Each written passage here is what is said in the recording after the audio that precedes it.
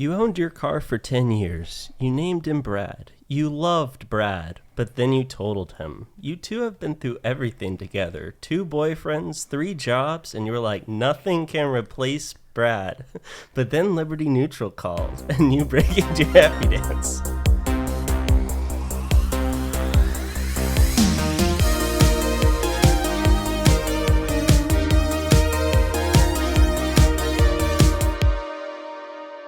Welcome back to another episode of Enter the Nerdom. I'm here with my co-hosts Stan Morensini, Watson Bradshaw, and it's me, Oscar, the trophy that they hand out at the Oscars. at the Golden Globes. Strangely, it's a Golden Globe that's called Oscar. Yeah. Oh man, that's not cool.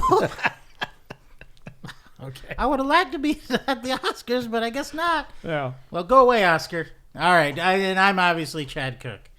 And today we have a special guest with us. Justin Dorris is coming back to talk Oscars with us, and then other things since he's the resident cinephile. Yes, in our 3rd annual Oscar discussion. That's right. Is the thing on? Happy to be back. Are we plugged in? Yeah. Are the mics on? They are. Yep. We're not going to be doing this one through a tin can Yes. like the first time we did. Rin Tinny Tin. Welcome, I think that was Justin. like our 3rd episode, so No, that Yeah. was 6. I think it was like around 6 or something like that. Yeah. For 5 or 6. I think we can forgive ourselves now. Mm. We've I put will out never some- forgive myself for that. Welcome, Justin. Well, thank you for What's having up, me. Justin? Looking forward to talking about all this news and Oscar talk. Yeah. Definitely. Oh, And yeah. I think we should start off by acknowledging that we lost 2 amazing people in the entertainment industry this past week. I mean, just today and Today, yeah. Yeah. Yesterday. And yesterday we lost Gene Hackman. Unfortunately, he passed away along with his wife and his dog in the home. I think the investigation is still as to what happened. Everybody thought sounded like carbon monoxide poisoning. That maybe wasn't the case. I mean, it's too early to speculate. We shouldn't be speculating anyway. Yeah, but the investigation. who knows what going happened? on. Yeah, but rest in peace to both of them. And Yeah. he was just an amazing actor. And the poor dog, he was just an amazing actor. And yeah, we're gonna miss him. And rest in peace, sir. Thank you for all the great memories that you gave us. We grew up watching you. Yeah, grew up watching him. So And he was 95 years old. Yeah. And I was like, oh, 95. Okay, that makes sense. Like, and then you find out the details of what happened. You're like, Jesus Christ. Yeah. Like, yeah. Yeah. And then we lost Michelle Trachtenberg yesterday. Yeah. Yeah. And She was 39. 39. I mean, a complete tragedy. She apparently had some kind of health issues. I think she had a liver transplant recently. It's About liver a didn't take. year ago. Yeah, and it just so. I mean, maybe that had something to do. Again, we don't know. It's speculation at this point. The last thing I read was that the family denied the autopsy. So, they're not, because they don't expect foul play. They were just like, due to religious reasons, we don't want to do an autopsy. Oh, wow. Yeah. So the obviously coroner was like, yeah, of course, like, tracks. So we might never know. Yeah, but I mean, she, we grew up watching her Adventures of Pete and Pete, Harry the Spy, was Buffy the Vampire Slayer, yeah. Euro Trip, and I mean, she did a bunch of stuff after Gossip that. Girl. Gossip She was Girl, huge on that. I just those are the ones that we know her and remember her from, and we're gonna miss her. She was just amazing and everything. And she came out Buffy. in. Come on. I said Buffy. Oh, you did? Yeah. I didn't hear it. And thanks for messing up the Sorry. memorial for her. It's okay. I mean, I think I was fighting for her. So Yeah. Well, that was when when it happened, I went to my wife. I was like, one of the cast of Buffy died. And she went through everyone. She went through the whole list. Like, is it this one? Is it that one? Is it this one? And she didn't even think about, like... You would never suspect... Because she was the youngest one there. Right. So wait, you just let her guess? Oh, yeah, I did. I was like, nope. Not that one. Not that one. She was in season 5. Yeah. But Michelle Trachtenberg, rest in peace. Yeah. And, we'll miss you, and our condolences to both the Hackman and the Trachtenberg families. Yeah. Yes. Our deepest condolences. Yeah, and I don't know, like... obviously there's talk now of the Buffy reboot that's happening, and I don't know if she was going to be a part of that. There was no way they could keep her out of it. She's technically she's Buffy's sister, right? And I don't know, how's that going work? forward. Wait, If was it a reboot reboot or like a? Well, it's it was continuation. a Continuation, Oh, I yeah. see. Okay. So yeah, I mean they're definitely gonna have everybody back that was in the Yeah. main cast, and now it's just, and I don't know how they're gonna deal with this. It's tragedy. Mm-hmm. I was really, as soon as they announced the Buffy continuation 39's too last young, week, man. and it's just I was really excited. I'm so excited for it, but yeah, just heard this news and just it's heartbreaking. Yeah. And so our condolences to those families. And Gene Hackman, you're right. Like we grew up watching him. Like I think about like Quick and the Dead. Yep. And do you have a favorite? Superman. I mean, him as Lex Luthor will always be. Yeah. I mean, I think his best modern acting. I mean, because obviously the stuff in the 70s, he was great in The Conversation. Yes, and, The Conversation. French Connection is amazing. Yes, French Connection. But I mean, Royal Tenenbaums to me will always like. I watch that over and over again, and he's great in that. I still think Hunt for Red October is amazing. Yeah, Hunt for Red October. No, you mean Crimson Tide. Crimson Tide. Yeah, yeah, that's really good. But Quick and the Dead, man. Quick and the Dead is amazing. Yeah. Does this insane thing with his voice in that movie. He's like terrifying, yet he acts like so normal and scared at some points. Yeah. I don't know how he does it. But Chad and I went to a Sam Raimi marathon together a few more than a few months back, or a few months in the summer. I believe, and a Quick and the Dead was one of them. And he does definitely like has a a big line where he's presence. like, "You're not good enough. You're not quick enough for me." Yeah. Like it's something that is just like I don't know. But and of course, Unforgiven. Would Which be is a great thing about that movie and his character is he's a reluctant bad guy. Yeah. In a way, he's not like evil for evil's sake. Yeah, he's he just never really like, played even like his Luther. I don't think is like mustache twirling. Right. You know? like even in Mississippi Burning, he's a good guy, but he just plays it so like he's not a clean edge cop. You know, he's just like grabbing people by the junk. Yeah. Like, what you say, boy? And I really want, like there was reports, I believe about 6 months ago, he was like going out on the town riding his bicycle around and people were seeing him out and about. Yeah, he's basically retired from acting a long time ago. His last movie was Welcome to Mooseport. True, that's but right. his last I don't know if it's actually credited on IMDb, but he was caught on camera at diners, drive-ins, and dives in an episode. I forget what just in the background. Really? Well, yeah, I think he went over to him and spoke to him for a second, wow. but I was like, so that's his last on His screen. last screen. Yeah. Yeah. Guy Makes Fieri. sense. Yeah. But they'll show that at the the in memoriam, and he was also a U.S. Marine. So Behind enemy lines. The Wikipedia credits him in diners, drive-ins, and dives. Does it really? We'll That's see about the show. But. That's great. Yeah. But rest in peace to both of them. Yes. We got a lot to talk about, so let's just get right into it. Justin, obviously we have you on to talk about the Oscars. Like I said, the resident cinephile here. How many of the Oscars best movie nominations of the films have you watched? My goal was to do all of them. I didn't accomplish that this year, sadly. But how many have you got to? There were 35 feature-length films nominated. I didn't get around to the short films, but out of those 35 feature films, only across all the respective nominees, I think there are only 8 that I'm missing. Damn. They're the. Have you watched all the ones that are up for best film? All but Emilia Perez, which maybe we'll I'll talk see about tomorrow. Now, and since we were having you on for specifically this, we can't pay you because you didn't see all of them. So I just want to give you that heads up. That's suitcase of cash. Yeah. Just put it away, Chad. We're also going to Just need the put it food that you away. ate back, so prior to the podcast. Yeah. You're being charged for being here. It's weird. But yeah, so what out of everything that you've seen so far, what's your favorite film and why? My favorite film? It's on that list. Yeah. I'd say I might have to go with The Brutalist. I watched it twice, both in 70 millimeter. Wow. And I might have even enjoyed 7 it more hours of watching the second time. But despite its length, it doesn't feel like a long movie. Do you agree with that, Chad?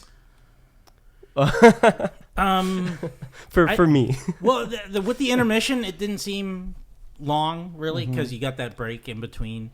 I know I was pulled into it, so I really did. I didn't notice it, so it kind of flowed well enough, and there was time jumps here and there, so I felt it. Yeah, it wasn't. I don't know if I'd see it twice in the theater, but why is it your favorite, Justin? What is it about that film that makes it your favorite of this year? I like seeing original stories. It is a smaller budget film that feels larger than it is.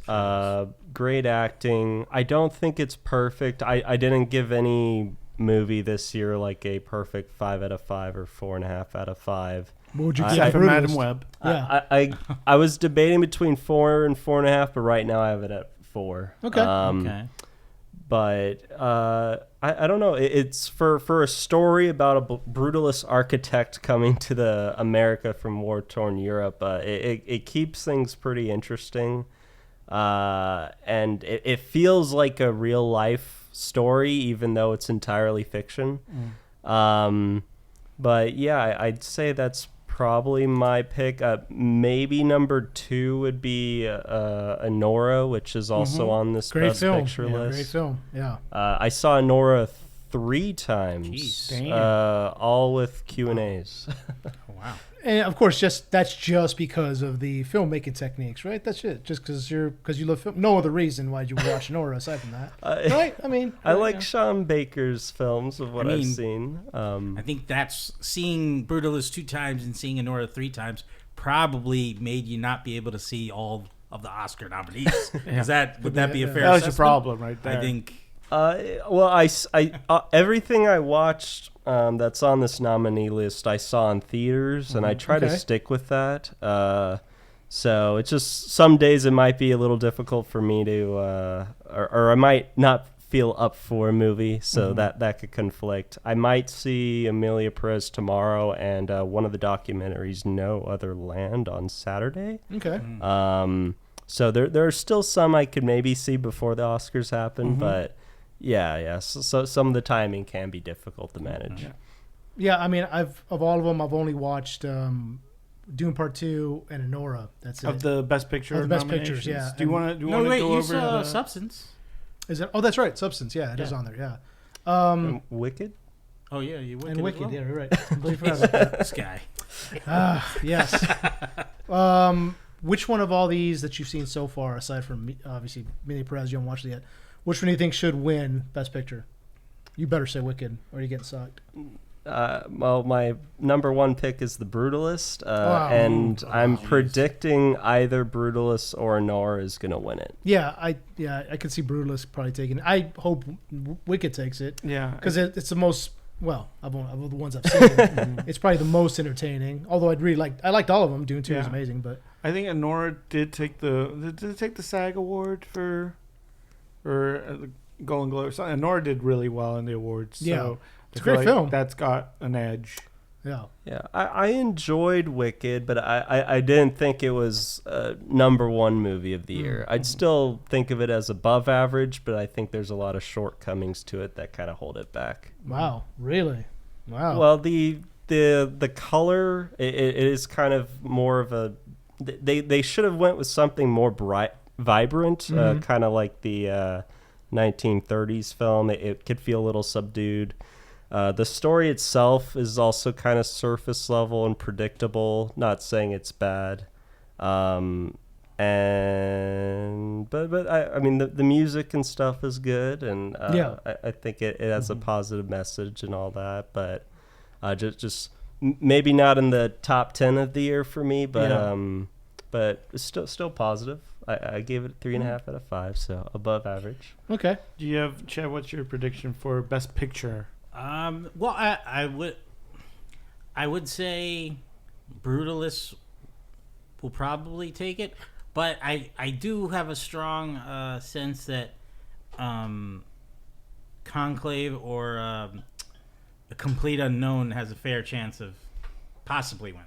Yeah. I don't know. I mean, like, it's like all these are just middle of the bar for me. Like, they were all great, but I didn't see all of them, obviously, but they're all like, yeah, they were great. I don't really have anything negative to say, so I think it'd be an easy person to one-up each other in the awards I really this year. I'm kind of really want Conclave to win. I think it was beautifully shot. Yeah, it was well done. Well done. Great acting.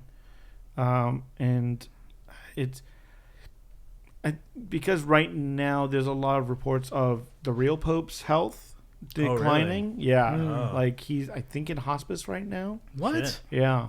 I didn't hear about that. Wow. Yeah. So I think that might kind of resonate with voters right now.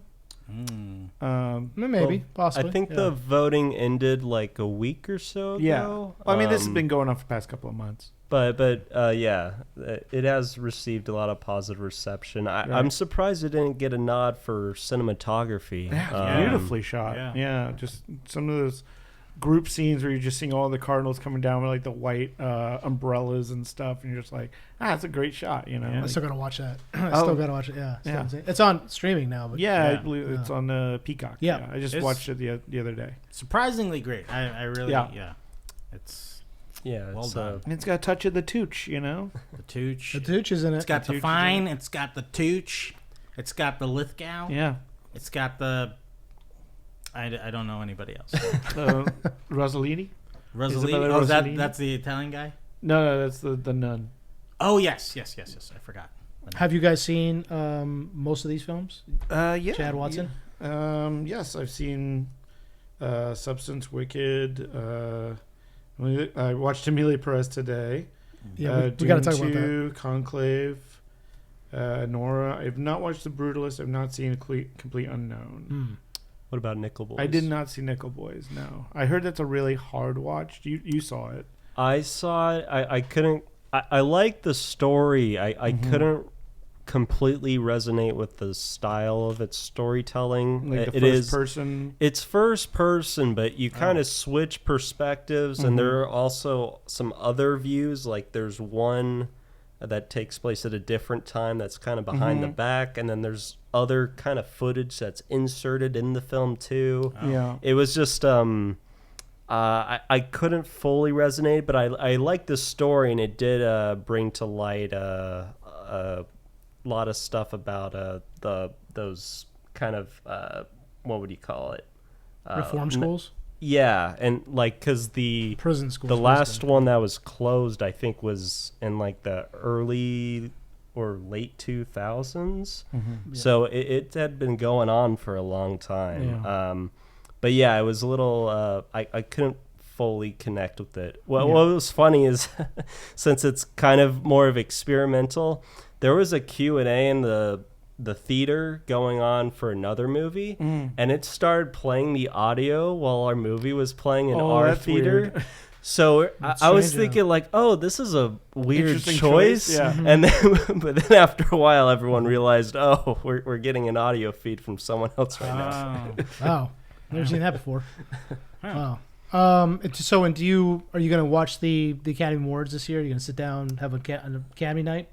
I might. I do like Conan O'Brien, so I'm happy that he's the host. For sure. And then they have been kind of reverting things to ways I like they're going to be playing clips of the actors of their performance before saying their name instead of having someone speak about them. And they've had that in the past. So it has potential to be good. So I might watch it. Yeah, I don't know if anyone's gonna join me, but I might watch it. Do you think there's gonna be Conan's gonna do like a Billy Crystal running through all the different movies, like how do a song and dance, song and dance in the beginning to, Maybe. I know we've had Jimmy Kimmel for so many years, so it's just nice to have a different face. Yeah. Of all these films, if you had to get, just because I know you're big on physical media, of all these, if you had to get just one for physical media, which one would it be? Ooh. All the ones you've bought, have you seen? Well, I do have Dune Part 2 on disc, but aside from that one, then. That's kind of hard. Because I've seen Andor 3 times, so I'm not like dying to watch it again right now. But it could be on your shelf, but maybe The Brutalist. Okay. Though that supposedly A24 is putting on one disc, so I'm a little worried about the compression for that long of a film. But I enjoyed Brutalist more the second time even. So I might want to rewatch that one again. And why'd you see Andor 3 times? Is it the first time I saw just to understand the filmmaking technique, right? Just because that's it. Another reason to watch that. It's not about the todays. It's definitely not about that. Hey, Because we're all cultured men here. Most of the sexual content is in the first. It's in the first half. Once you get past that, I mean, you no, left but the theater after. No, it's actually it's because I've never really thought that much about what's her name, Mickey Madison. Yeah, I'm like, oh yeah, she's. I never really thought that much. Mikey Madison, my bad. Yeah, something like that. I think is it Mikey? I think Well, it's spelled Mikey. Yeah. I think it's Mikey, not Mickey. Yeah. Oh, Yeah, really? yeah. I'm right. I think so. I think it I think is. you're right. Yeah. Oh. I mean, I've never really considered. Yeah. It's just like Likes it. I never thought she was leading. I just never give her that much. She's been in things, but like not the last she was in Scream movie, but the one yeah, before. she was. I think she had a small role in Once Upon a Time in Hollywood. I think. Yeah. So just like, oh yeah, but she really did a great job with this movie. It's just it's a heartbreaking but also really funny movie. Like it had me like rolling. It was so funny. Some parts of it. Is that streaming right now too, or no? It is. Yeah, it's on. It's on. Yeah. It's Sean Baker's biggest and most comedic film, I'd say. Have you guys seen any of his other films, like Florida Project or Red Rocket? I saw Red Rocket. Yeah, I haven't seen Florida Project. I heard that's good, but yeah. I've seen Florida Project, Red Rocket, and Tangerine. I still need to check out his films. Yeah, before Tangerine that. was shot on an iPhone. Yeah, the iPhone 5, I believe. Yeah. Well, and Florida Project is, it's like pretty much just regular people and Right. Willem Dafoe. It's like, there's no real actors in it. So Yeah, exactly. But okay, cool, man. Like I'm glad you like The Brutalist. I still have to check it out. What is it about that film that makes it stand out from the others? Just it has a good score. Like the opening scene kind of feels pretty iconic with how the camera pans to the Statue of Liberty. And yeah, good performances. And like I said, it feels like a based on a true story kind of thing, but it is completely fiction. They wrote all this, and I think they completed it all in was it like less than a month or something? Do you think because there were reports of it using AI to enhance the movie in certain places and change dialogue and stuff like that, do you think that's going to hurt its chances overall? Everyone's very kind of anti-AI when it comes to movie making right now. I actually when I watched it the second time, I rated it 4.5, and then when that news came out, I brought it back down to a 4. Suck it, Brutalist. But it is just enough. To be fair, it is minor. I don't like AI being used, at least generative AI, in any way. But the only thing that it was used for is there is like one line where he speaks Hungarian, right? And they used AI to kind of make it more authentic because Hungarian supposedly is a very hard dialect to match. And then there are some AI generated little posters or paintings of buildings for like a brief bit kind of at the end. So it's not a huge bit, but it is still unfortunate here. I think like most of the films all kind of have some sort of controversy, at least the contenders outside of, it's true. Conclave doesn't, which is ironic because it's the one about causing there's been all these like memes and stuff about trying to sabotage all the nominees, and then Conclave's there in the corner about to win.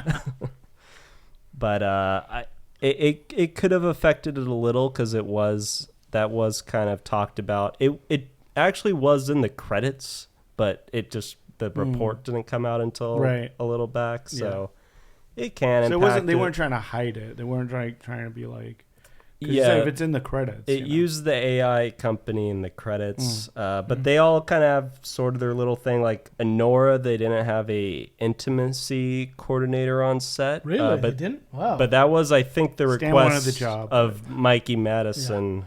So it was at the request of the actors, but it's still a little... Because it is up to the actors, and, I mean, like, studios can, ask for it, but the actors definitely can be like, yeah, we're okay. Really? I didn't know that. Oh, interesting. And it's to make sure the actors feel comfortable. Well, yeah, to feel comfortable. Yeah, but I think that's what I'm saying. If I thought it was more of a already requirement nowadays. Oh, okay. Wow. Yeah. So, and Amelia Perez, despite having the most nominations, may have the most controversy now. So, right. It could impact it, but I think they all kind of have something coming after them. And so speaking of Amelia Perez, you haven't watched it yet. Chad hasn't watched it. I haven't. But Watson did. I did. Watson, I watched it today. It's one film that has garnered a lot of controversy, like Justin said. Yeah, I mean, yet again, apparently the entire country of Mexico hates it. Yeah. And I'm Mexican, so my people, when they hate something, it's not good. So, what do we got? So, yeah, I don't know if the controversy is keeping people away from it or not. Obviously, it's got a lot of nominations. But it is kind of like a nothing movie. It's very overdone in certain places. It's a musical about obviously I'm going to go broad strokes here, but it just basically the storyline revolves around a Mexican drug cartel boss who hires a lawyer played by Zoe Saldana because he wants to escape. He wants to get out of his life. He knows he's like threatened all the time, and he's like, I want to make I want to disappear, and I want a sex change operation performed, and you're the one who's going to facilitate all this. Mm-hmm. So and then it breaks into songs about penis, vagina. It's just I don't know if you've something seen I would songs. write. It's man, it does feel because. Thing about musicals is like usually the songs represent how people feel usually it's a song about how someone feels, or it's a song that makes the plot move forward. None of the songs in this do that. There's a lot of commenting on what's happening on the screen, and there's a lot of there's one song where it's like Zoe Saldana's character is talking to a doctor, and she's like doctor, and he's like lady, and it's just like it's terrible. Like none of the songs are any good. She's got a great voice. She's performing the hell. She does full dance sequences. It does have 2 nominations for the best song category.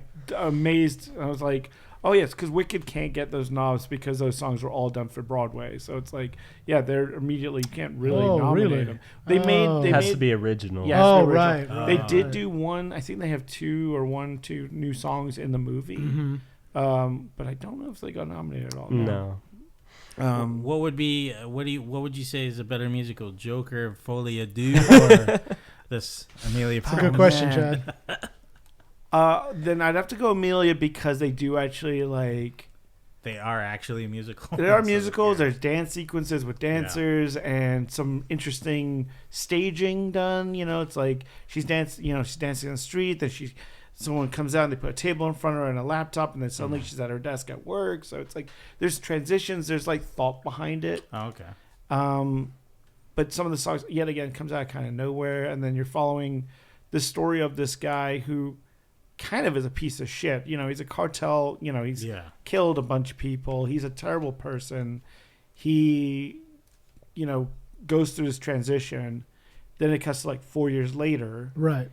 And he kind of wants to make amends for, he wants to go back to Mexico and find his family. Because he basically leaves Selena Gomez as his wife, and they have 2 kids. And he kind of, leaves them and makes it look like he's dead. So he fakes his death and then comes back and because he wants to see his children again.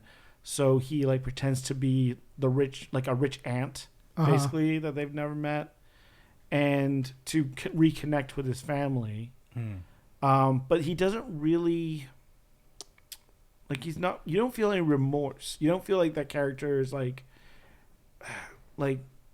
not very remorseful for the stuff that he did when he was a man, and he starts a charity up to help the people that have lost family members from the cartels. Right.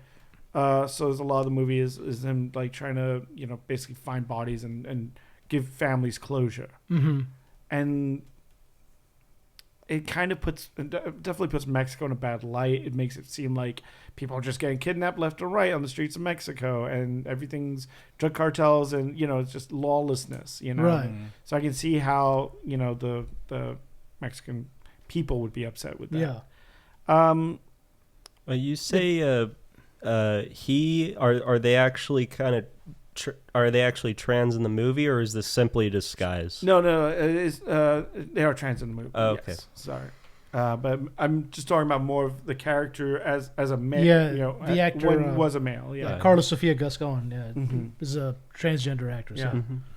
But I heard at the end of the movie, there's kind of like what I heard about this film is what you're talking about, Watson. That it just kind of gives the character a pass, despite being a person who's murdered dozens of people, if not hundreds of people, or is responsible at least in some form or another for hundreds of deaths. And at the end, they kind of give her a pass. It's just she dies at the end of the film, and then the entire town comes out and says, "Oh, she was a hero," and they do like a parade, and they kind of, "Oh, she was a great person at the end." But she never amends or makes amends for her actual crimes. Like she never faces some type of like law or you would think there'd be some kind of cosmic justice, some karma involved. Yeah, exactly. Yeah, the story really kind of doesn't go anywhere. Right. And, and what could have been a really good, I mean, the bones are there for a good idea for a script.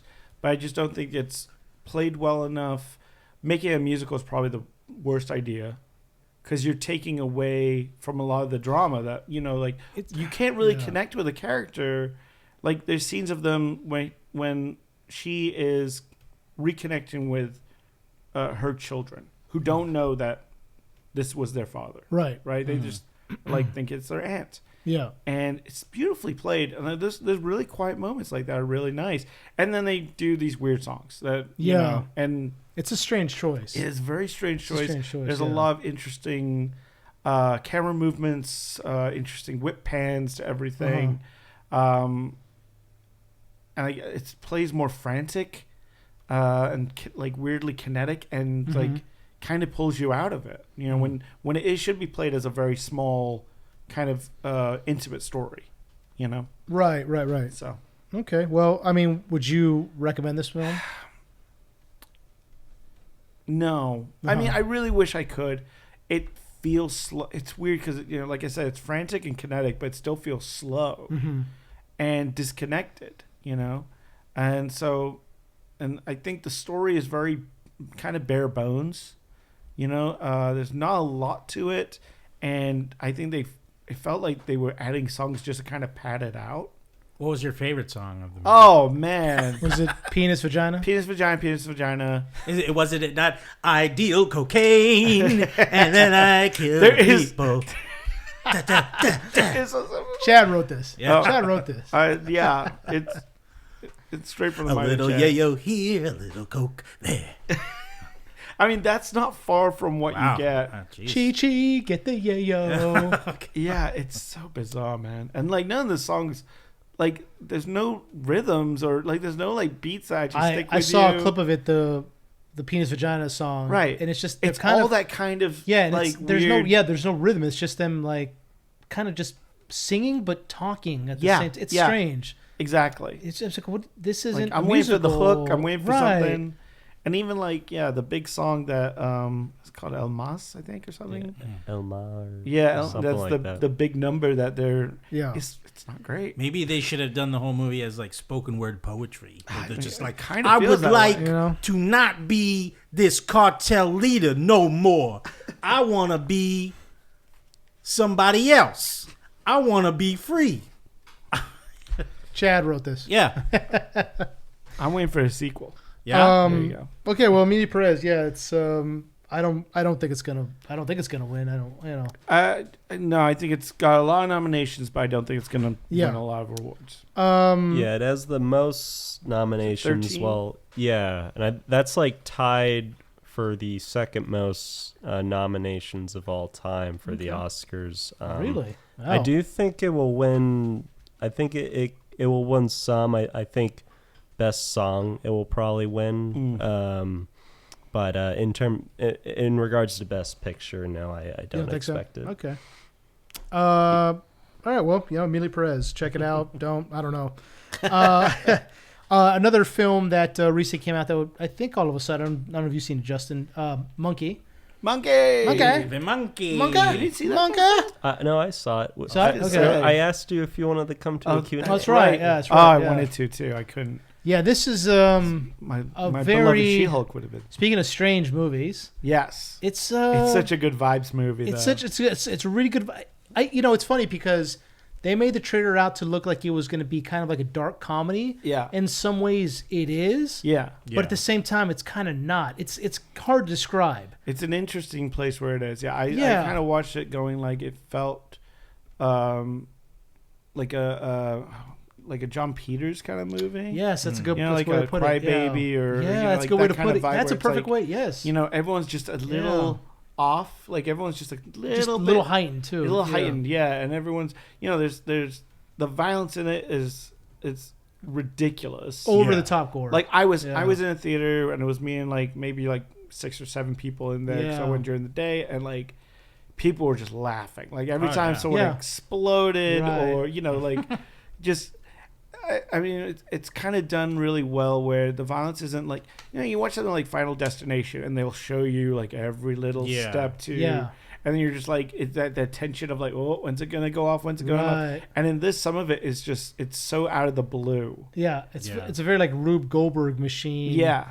That you see kind of from Final Destination, but they tend to overdo it. Yeah. Like Final Destination, some of the stuff you see on there, it's like that's plausible. Yeah. But there's a scene in there you've seen in the trailer where she's about this random woman is about to go swimming after the pool's been electrified, and she jumps in. And you think they don't show it in the trailer, Right. So watching the movie, you're like, oh, she's getting electrified. Right. You're going to see her get crispy but she or something. blows up, like literally. literally, explodes. as soon as she It's like, what touches the I was water, like, what the her fuck? entire Yeah. body explodes into goo. Yeah, so like that's the thing about this Like a movie. It leg definitely, thrown at him. yeah. There's everybody gets splattered in gore. Yeah. Like these poor actors must have been walking around in this stuff like just covered all Yeah, day. Theo James as the main brothers Right. Yes. is really good, and like at the first like when there's an extended flashback, if you will, like showing like his father, who's a nice cameo by Adam Scott, trying to get rid of the monkey, and then you see that him and his brother as children, and their mom is She-Hulk. And Tatiana Maslany. Yeah. thank you, Tatiana Maslany. There we go. And She-Hulk. Well, she was. she was, still is in my heart. Season 2. Any day now, they'll make that announcement. No, we're good. No, we're good. We're good. But then when they cut forward in time and Yeah. you see him working working at a store, like he's a store clerk. Yeah. Yeah. And I was just like, it's like a handsome motherfucker. Like, come on, you're trying to make me believe like he's this schlub. But then they explain into it. why. Yeah, exactly. Yeah. I thought the explanation's really good. He's trying not to make connections with people Yeah. because he's just seen so much death. And yet again, another movie this year. This is like the 4th movie this year I've seen that's dealt with generational trauma. It's just like every movie I'm like they're talking about like the sins of the father kind of stuff. Like the reason he doesn't have a good relationship with his son, like he chose not to see his son except for like one day of the year because like his dad, he's like, I have evil from my family. I didn't want to bring that onto you. And I'm like, oh my God, another goddamn movie with generational trauma. So the film is about evil monkey toy, wind-up toy. Don't call it a Don't call toy. it a Don't call it a toy. Doesn't like being called a toy. Sorry. Yeah, they keep saying that through the film. Don't call it a toy. Yeah. This evil monkey figurine, mechanical figurine. It's pretty big. Like It's pretty big, yeah. I thought it was going to be like one of the little Yeah, me too. wind up ones. Yeah. And when they pull it out of the box, it's almost like, it's like a toddler size. It's Right. like, And if somebody winds the back of it, it will play its little drums, and then oh no, it's on. It's like I'd a like to be carnival. by the seaside. yeah. And somebody dies in a very gruesome way when it starts beating its drum. and you can't really. The monkey kind of picks who it's gonna kill. Right. But I like on the box it says like life. Yeah. And the kids are like, "What do you mean like life? And Life-like, it's like, no, like life. Like you can't choose who it's gonna Right. kill. It's random. So the plot of the movie is Theo James plays 2 twin brothers. Yes. Who do not have a good relationship growing up. They come into possession of this thing through their father, who somehow got it somewhere overseas. It states Yeah, they never really never say, say why, Yeah. but they do wind it up. And because the brothers don't have a good relationship, Theo James tries to kill his brother himself. Yeah. but it ends up killing their mother. Yeah. In a pretty gruesome way. It's like it's a hemorrhage, brain or something, You see, aneurysm.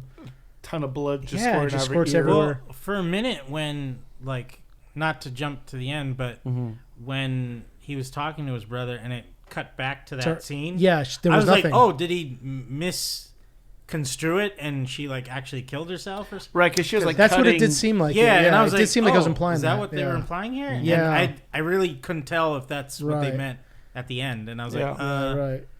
yeah, so I was just like, oh, okay. Yeah. And I think Theo James, he plays Bill.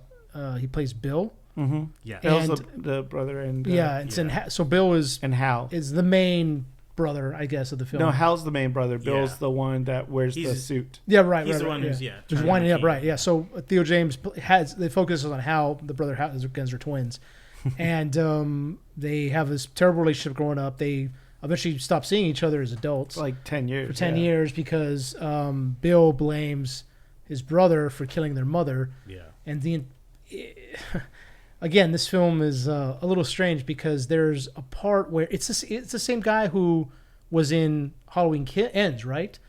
The guy who is looking for the monkey. Oh, the guy with the long hair? Yeah, the long hair. That's the same guy from Halloween Ends, isn't it? No, that's Isn't not it? him. I don't believe that's him. I don't know who that actor is. Yeah. Well, there's a guy who He's is great, though. Yeah, Yeah. he is. Bill puts out an ad basically looking to get this monkey back because he's trying to kill his brother.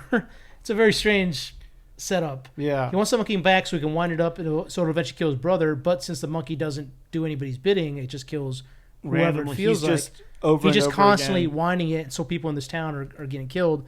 And Hal ends up going back to his hometown because their aunt died, who raised him after their parents died. She dies brutally, too. Pretty brutally, yeah. Like right from like when she's like running around and Yeah. she falls into the fishing Fish lures, hooks, and I'm yeah. like, oh man, but that doesn't kill her. No. Yeah. So he's It's there like more to pain than anyone else in the movie. he's there to Everyone clean else gets he's there to really clean quick out deaths. his aunt's house, and he takes his son along, who he has no relationship with because he doesn't want to form relationships with anybody. And they end up kind of back in the circle of this monkey where Yeah. it's killing everybody in this town because they're not really sure why. They know it's the monkey, they're not sure who's winding it. Yeah. As it turns out, it's Bill who's been winding it, trying to kill his brother for the payback for his mom. Which is weird. It's like, well, just can do it yourself, dude. Like it was. Well, no, because there's a whole plot line of him becoming obsessed with the monkey. Yeah. Like, as a kid, he went He back, was obsessed with it. That's but true, all yeah. he found was the key, and Right. he took that as a sign to wait for him to return. Yeah, so he And wears so- the key like around his neck, and He's every got time his- he winds it, yeah. he says through your infinite wisdom Yeah. Yeah. as he's winding it, hoping that this will be the time that his brother is killed. But everybody around them, including passengers on cars and Oh, planes and everything. yeah.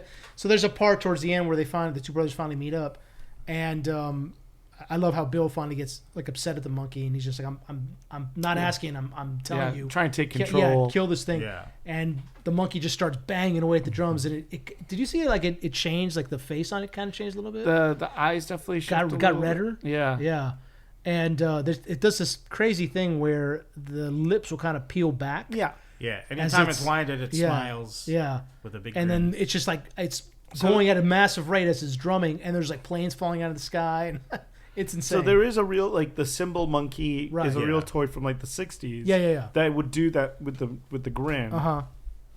And the original short story is based on the symbol monkey. Right. Yeah. But weirdly for the movie they couldn't get the rights Yeah. Of course. because Disney owns the rights to that symbol monkey Really? because they used it in Toy Story. Toy 3. Story 3. Yeah. So Oh. they Disney owns the licensing for that, so that's why they had to do the drum one. Well, it worked out better. I think the drum beat. Yeah, I Don't love bring- the drum. the- Cause I love Yeah. the little The spin, that he spin. does in Yeah. his hand, and then readies it to come Yeah. down. It's great. Yeah. What did you guys think of the ending of it, where they see death riding by? It's that kind of it's funny because that kind of was like came out of nowhere for Yeah. me, and it was like that's weird to have like death suddenly show. It's and like part of me is like, well, why was a random monkey killing everyone? Right. Didn't Yeah. rub me the wrong way, but seeing I death thought it was on supposed to be a pale metaphor horse. that Death is now with this family, and that's why it saw them and acknowledged them, and it kind of looked tired, Death, like, oh, Well, yeah, because he's got a lot of work. Working overtime, yeah. So he kind of looked, and they kind of both nod at each other, and it rides by. It's this old man on this like spectral horse, Yeah. and it kind of just rides by. When I initially saw him, I thought it was just some old man on a horse on too. fire. Yeah. And then I looked closer. I was like, oh, that's supposed to be. Although Hal does mention earlier when he's explaining to his son that like something about riding a pale horse and death. So I think it was just a throwback to that. But Yeah. it didn't have to be there, but I was like, it was quirky. Whatever. Yeah, it's met the the film. quirkiness of the And movie. now Just- those two are going to be like the guardians of the monkey. Yeah. That's what I was thinking. Well, that part actually made me laugh out loud because at the end, where Bill is now, Bill's dead, and so Hal has to take him and his son and the monkey, and all of a sudden they're driving, and their car, the windshield's just fucked up. Yeah. It's just shattered shit, and the monkey's like sitting behind Because them. of the bees. Yeah. And the monkey's like sitting behind them in the back seat, and just kind of just chilling there. Yeah. I don't know why. I thought it was It's a great hilarious. image. Yeah. Yeah. And just, I love that, they try to destroy the monkey throughout the movie in and multiple ways. They try burning it. They try cutting it up, and you just can't get rid of it. Right. So And they're owning it at the end. Yeah, at the end, All it's the like, trauma. I think that's what the Death thing was about. Yeah. So it's just Death kind of rides with them now. Yeah. In a way. It's great though. It's a fun. I had a lot of fun in this movie. I mean, I would definitely watch people it were definitely again. laughing. Yeah. More than I thought. I thought it was gonna be like a gross out Yeah. horror film. Obviously, Oswald Perkins, the director, did Long Legs. Long Legs. Yeah. And so he's got his own style for sure. I love where he's kind of going. Yeah. And he's got these. It's very different, but Him still- and Robert Eggers definitely have their own signature. Yeah, you know? I'm loving this new batch of directors. Yeah, definitely. And he plays the uncle in this. Yeah. That's right. Yeah, he's that's Uncle right. Chip. Uh-huh. The for Theo James, the voice he was doing for Bill, the evil brother, that's the voice he was using for the villain in X-Men '97. Oh, The silver Bastion. Bastion, yeah. And I was like, interesting. yeah, it was cool to hear. Oh, Dumbass. And also, apparently, I didn't wait till the end of the credits, but it was a trailer for Osgood's new film that he's already doing. Yeah, Oh, apparently. wow. And it's not online, so you had to see it there. So I was like, I don't know that. Did you see it, Justin? The trailer? Yeah, Well, what's it- because they didn't start the Q&A until after it. But yeah, he did. I believe he signed a deal with Neon to shoot 3 films pretty much back to back. Oh, damn. Yeah. So one was The Monkey, one was Long Legs, and the other was this last one that I'm not sure if it has a release date yet, Well, but what's it called? it's finished, I believe. Do you know what the title of it is? I don't remember the name. Okay. I mean, what It's is it? probably on- What is it about? Roughly? There were a bunch of women, and it seemed like they were scared, and It's gonna be a musical. No. Yeah. it might have been a period setting, but I don't recall it too much. It didn't give a whole lot away. Yeah. But yeah, Well, kind yeah. of think how X teased Pearl at the end. I It was gotcha. kind of like that. Interesting. I mean, Ian's on a good roll with us, so Yeah, for sure. And I'm sure the monkey's making money for them. Yeah, I mean, it's currently it's sitting at 23 million Keeper. box office and budget of 11 million. Oh, So at box it's already office 23 doubled its million. budget. So yeah, I mean, let's say like another 20 with another 10 with marketing. So hopefully it makes its money back because it's an interesting film. It's I like how it takes its chances and it doesn't follow the stereotypical kind of like jump scare type of I was film. waiting for jump scares to and happen, there and wasn't there a ton really of it. wasn't. There wasn't a ton of it. any Yeah. there. I'll say the only thing that was creepy in the movie was when Hal was dreaming about the monkey, and it was Yeah. like this giant version of the monkey Yeah. on people's bodies, and it was weird. It was It's just also got some great lines. Its arms aren't long enough or articulate enough to wind itself. That's it. Yeah. Yeah, it was some good stuff in Yeah. there, man. Yeah. Yeah, I had to recommend it. It's a fun film. I guess you can't really do a jump scare if you have to wind the monkey and you hear the Yeah. music. So Yeah. it's hard to just have a. That's an interesting thing. Like they could hear the music even though the monkey wasn't Yeah. around necessarily. Yeah. They could hear it because it's kind of attached themselves to their family.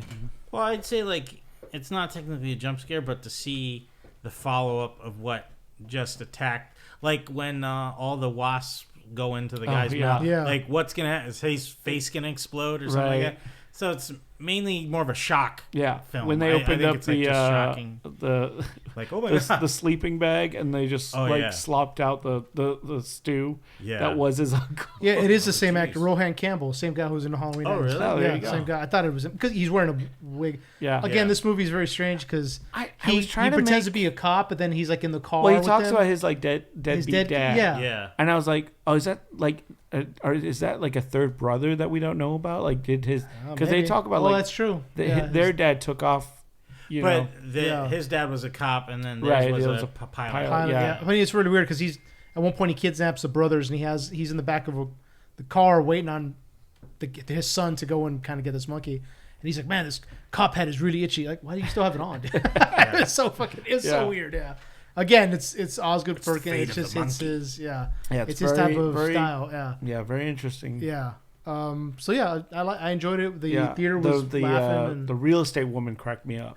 Oh yes. Oh yeah. She's like hitting on him and overly optimistic, right? And kind of fake. fake. So handsome. Nice, She opens the door, just literally gets blasted into pieces. Yeah, shotgun just tears her apart. Which, okay, it's not that way, but okay. That was the fun part. Yeah, that's the fun part. It's just people just the way. Oh, and then at the end, there's throughout the movie you see these cheerleaders are constantly in the background, kind of cheerleading. They're bringing out the body. Woo! Yeah, and then they're on a bus at the end of the film, and they're doing their pom-pom thing, hanging out the windows of the bus, and a semi rolls by and decapitates all of them. And the characters just look at it, okay, and just drive off. It's like a little nod to Hereditary. Yeah, it's interesting film. So I had a good time. Did you enjoy it, Justin? I thought it was okay. I am not as big on Osgood Perkins. Like I thought A Long Leg was fine. I gave it a slightly above average rating though. I do like the campy characters, and I think mostly in the first third of the film, the comedy and horror genres mix pretty well. After that, it could kind of feel a little constrained to me to the simplistic kind of story, so it loses a little bit of the charm there. And while I did like the campiness, I do think the kills and stuff could have been maybe more effective or creative. And so I think it could have been a lot better. But it's a fun popcorn flick. Yeah. I mean, I think the kills are designed to be over the top. Yeah. Which, I mean, I was just sitting because they didn't really use a lot of practical effects for the gore. It seemed like it was a lot of CGI, so kind of it took me out of it. But I think they did it on purpose to produce that effect that, oh, look how over the top this is. Yeah, I think it's on purpose. You have to have that uncanny valley. Almost, Yeah. So, moving on for another kind of campy film, I recently watched Hard Eyes, which is the serial killer that kills couples on Valentine's Day. And if you've seen the trailer, it has the killer wears a leather mask with these hard eyes that light up, straight out of a meme or an emoji. Sorry. No, go ahead. It just feels like now with like when Megan and stuff like that, they're just like designing killers after all right, we gotta sell masks and exactly for Halloween. 100%. So this killer is definitely first. The movie Jordana Brewster's in it for people who are big Jordana Brewster fans from the Fast and Furious franchise. Yep. The Faculty is one of my favorites. It's a great film. Yeah. This is an interesting movie because it definitely feels, just the look of it as well, the way it's shot, it feels like a Hallmark chick flick, like a romance film. That's what it looks like, and that's what it feels like. I disagree with that. Continue. We'll talk. But also, the way that the way the characters talk to each other, the way it's shot. Like I said, I know you disagree, but the overall feel, the look and feel of it, feels like a chick flick set in, I think it's set in Seattle, and it involves this serial killer that goes after couples specifically on Valentine's Day and murders them. Now, the serial killer is very well armed. It has a bolt, a crossbow. It's got like a big machete. It's got knives. Wears a leather jacket and has the, like I said, the hard eyes, leather mask. But I like how they took this film that is supposed to, I thought, was supposed to be kind of like a kind of like almost like a WB film, like a WB show. That's the feel of the movie. And there are parts where it's like, oh, they have a meet cute in the two main characters have a meet cute in the coffee shop. They accidentally go for the same thing. And, oh, oops! And they bump heads as they're trying to pick something up. And okay, you know so what I mean? Like intentionally trying to be like a romantic comedy. Exactly, it's intentionally campy. But then they throw in a killer. It's intentionally a chick flick date movie. And then all of a sudden they have these brutal kills with the hard eyes killer that is trying to take people out. And it targets these two characters who are not dating. They just happen to work together. But before they worked together, of course, they had a meet cute. They accidentally bumped into each other at a coffee shop. And now they're competing for the same job. And how cute is it? And then all of a sudden this serial killer's after them, brutally murdering people around them and trying to target them. And the whole time the main actor, her name is Olivia Holt, the main actress, and the guy from the latest Scream series, Mason Gooding, who plays like the older brother in the Scream series. They are the main characters, and they keep telling the killer as it's chasing them down, like, we're not a couple, like, leave us alone, you know? Yeah. But so the killer is targeting him because of that. And then eventually Jordana Brewster plays a cop with her partner.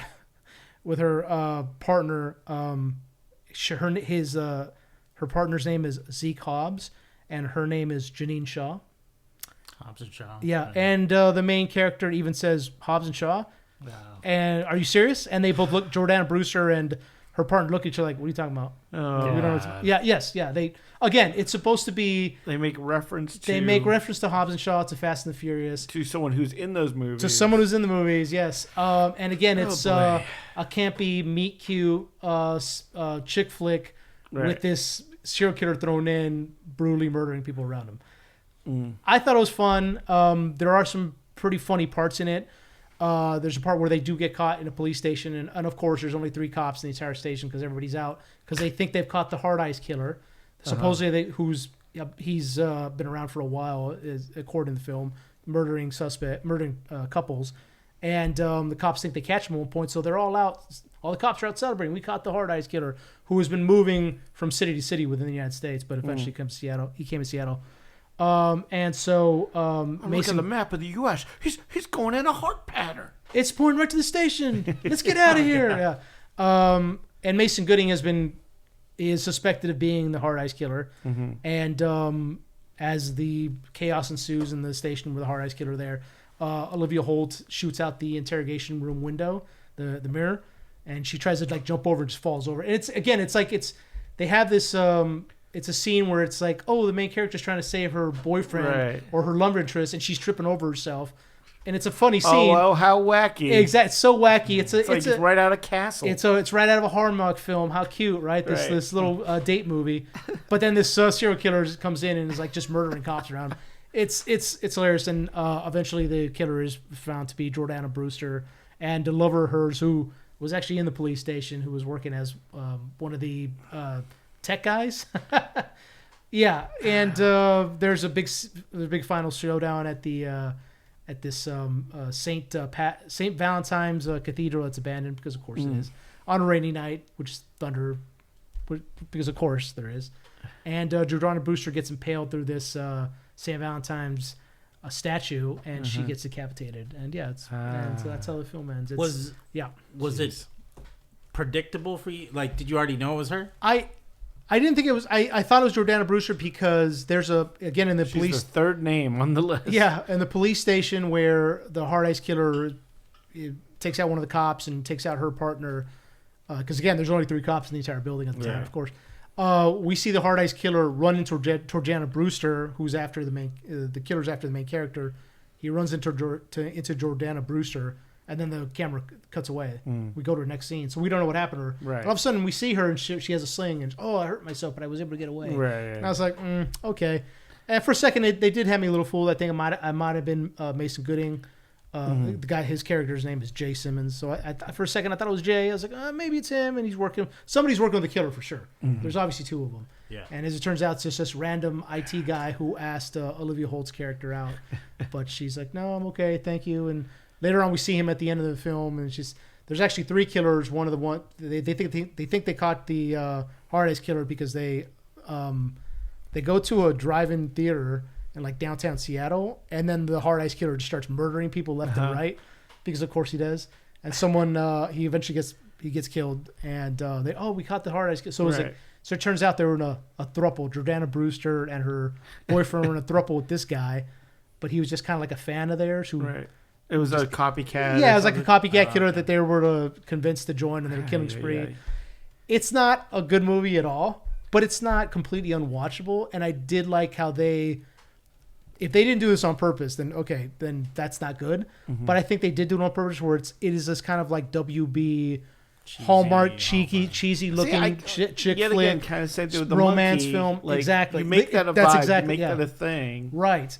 And it's supposed to be campy and over the top and look cheesy and look cheap, but they mix it in with the serial killer, and I liked it. It was if they didn't do that on purpose, which if that was not their intent, that's not good. But I'm pretty. It seems like it was. Now, were there any moments? Because I know we've talked about this with Scream killers, where it's. Yes, there is a part. Yes. Well, no, but like I mean, where Jordana Brewster is able to overpower a huge guy. Yes. Oh, okay. Yeah. So I don't know if you guys remember Mason Gooding. He's in the Scream films. He plays the brother. Chad. Chad. He plays the twins. What is it? He has a twin sister. Yeah. That's a big guy. He's probably 6'2", 6'3". He's and we can same size as Jordana Brewster, right? Yeah, exactly. In Scream, we also of course we see him without a shirt on, so he's definitely a fit guy. There's a part where how many times did you watch that?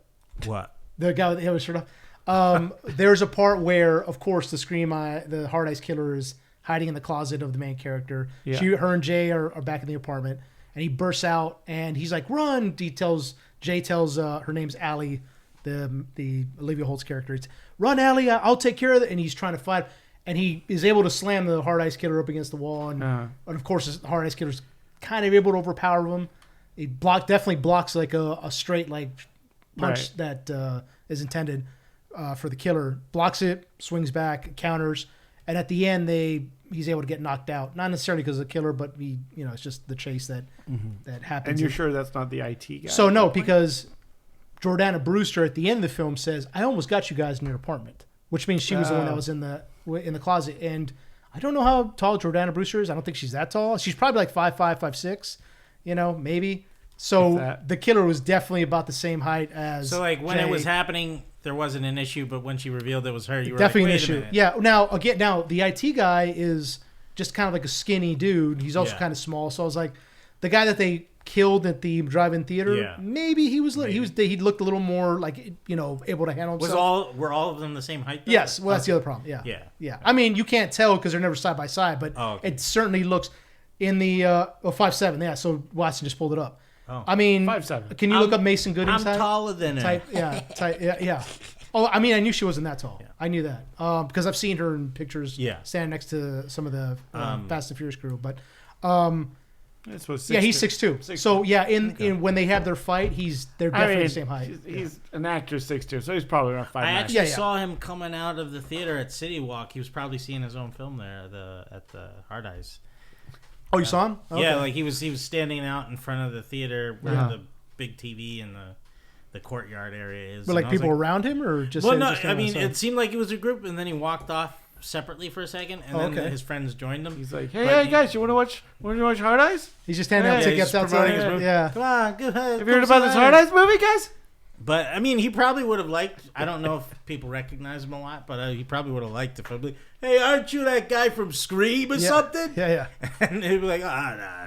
It's like we're both the same name in the movie, though. In the movie, though. But yeah, it's I had fun. It's not unwatchable.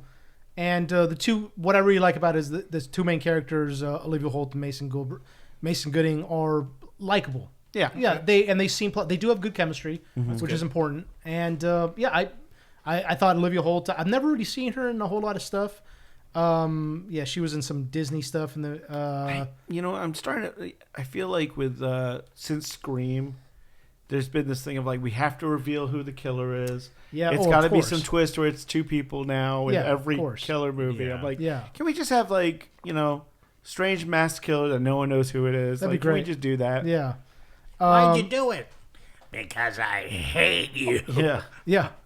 But yeah, it's an interesting film. It's not interesting, but it's a fun film. Would that go on your shelf? Is it one to go on your shelf? No, it's not that good. Are you gonna dress up as Hard Eyes for? Yeah. Halloween? Definitely not. Oh, but whenever you go from cons from now on, you're going to see a lot of Hard Eyes killers for sure. It's a cool costume. I mean, he wears this kind of, the killers wear this like long trench coat, and he carries a bunch of different weapons, which I liked. It's not a killer that has just one primary weapon like the Ghostface killer has. It's got a machete, it's got a knife, it's got crossbows. And then when it fires its crossbows, like the bolts, like just like when they zip by, they sound pretty rough. Okay. At one point, the characters take a lift to their home, and like as they're running out, they're like, "Run, drive off!" You see like the bolt like fly through the window and kill the guy, and it sounds pretty real. So, yeah, the way the bolts kind of skip off everything and go into things. At least it could be a couple's costume with the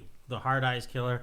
And then the Saint Valentine's Day miner guy from the Bloody Valentine. Yeah, My Bloody Valentine. Yeah. I was also thinking of there was back in like early 2000s there was a movie with David Boreanaz. So I think it was like Cupid or something. He was like the Cupid killer. I think that sounds vaguely. Where he wore like a weird Cupid face mask and like used to like stab people in the back or like shoot them with arrows. Yeah. I will say there is a movie that you said, why can we just have a faceless killer in a violent nature? That was one of them. That's just this kind of Jason-like film. We talked about it on the podcast where it's the movie from the POV from the killer's perspective. Yes, and it's an undead creature that's just coming back and wears a mask and just... Yeah, I want more of that. It was good. I don't need to know everyone's backstory. I don't need, it's like, there was talk, I remember maybe this last year or so, talk of like doing a Freddy Krueger prequel, like we gotta understand why. Come on. It's like no, but we already got that in one of the films. Also, you don't need to know. Yeah, like, exactly.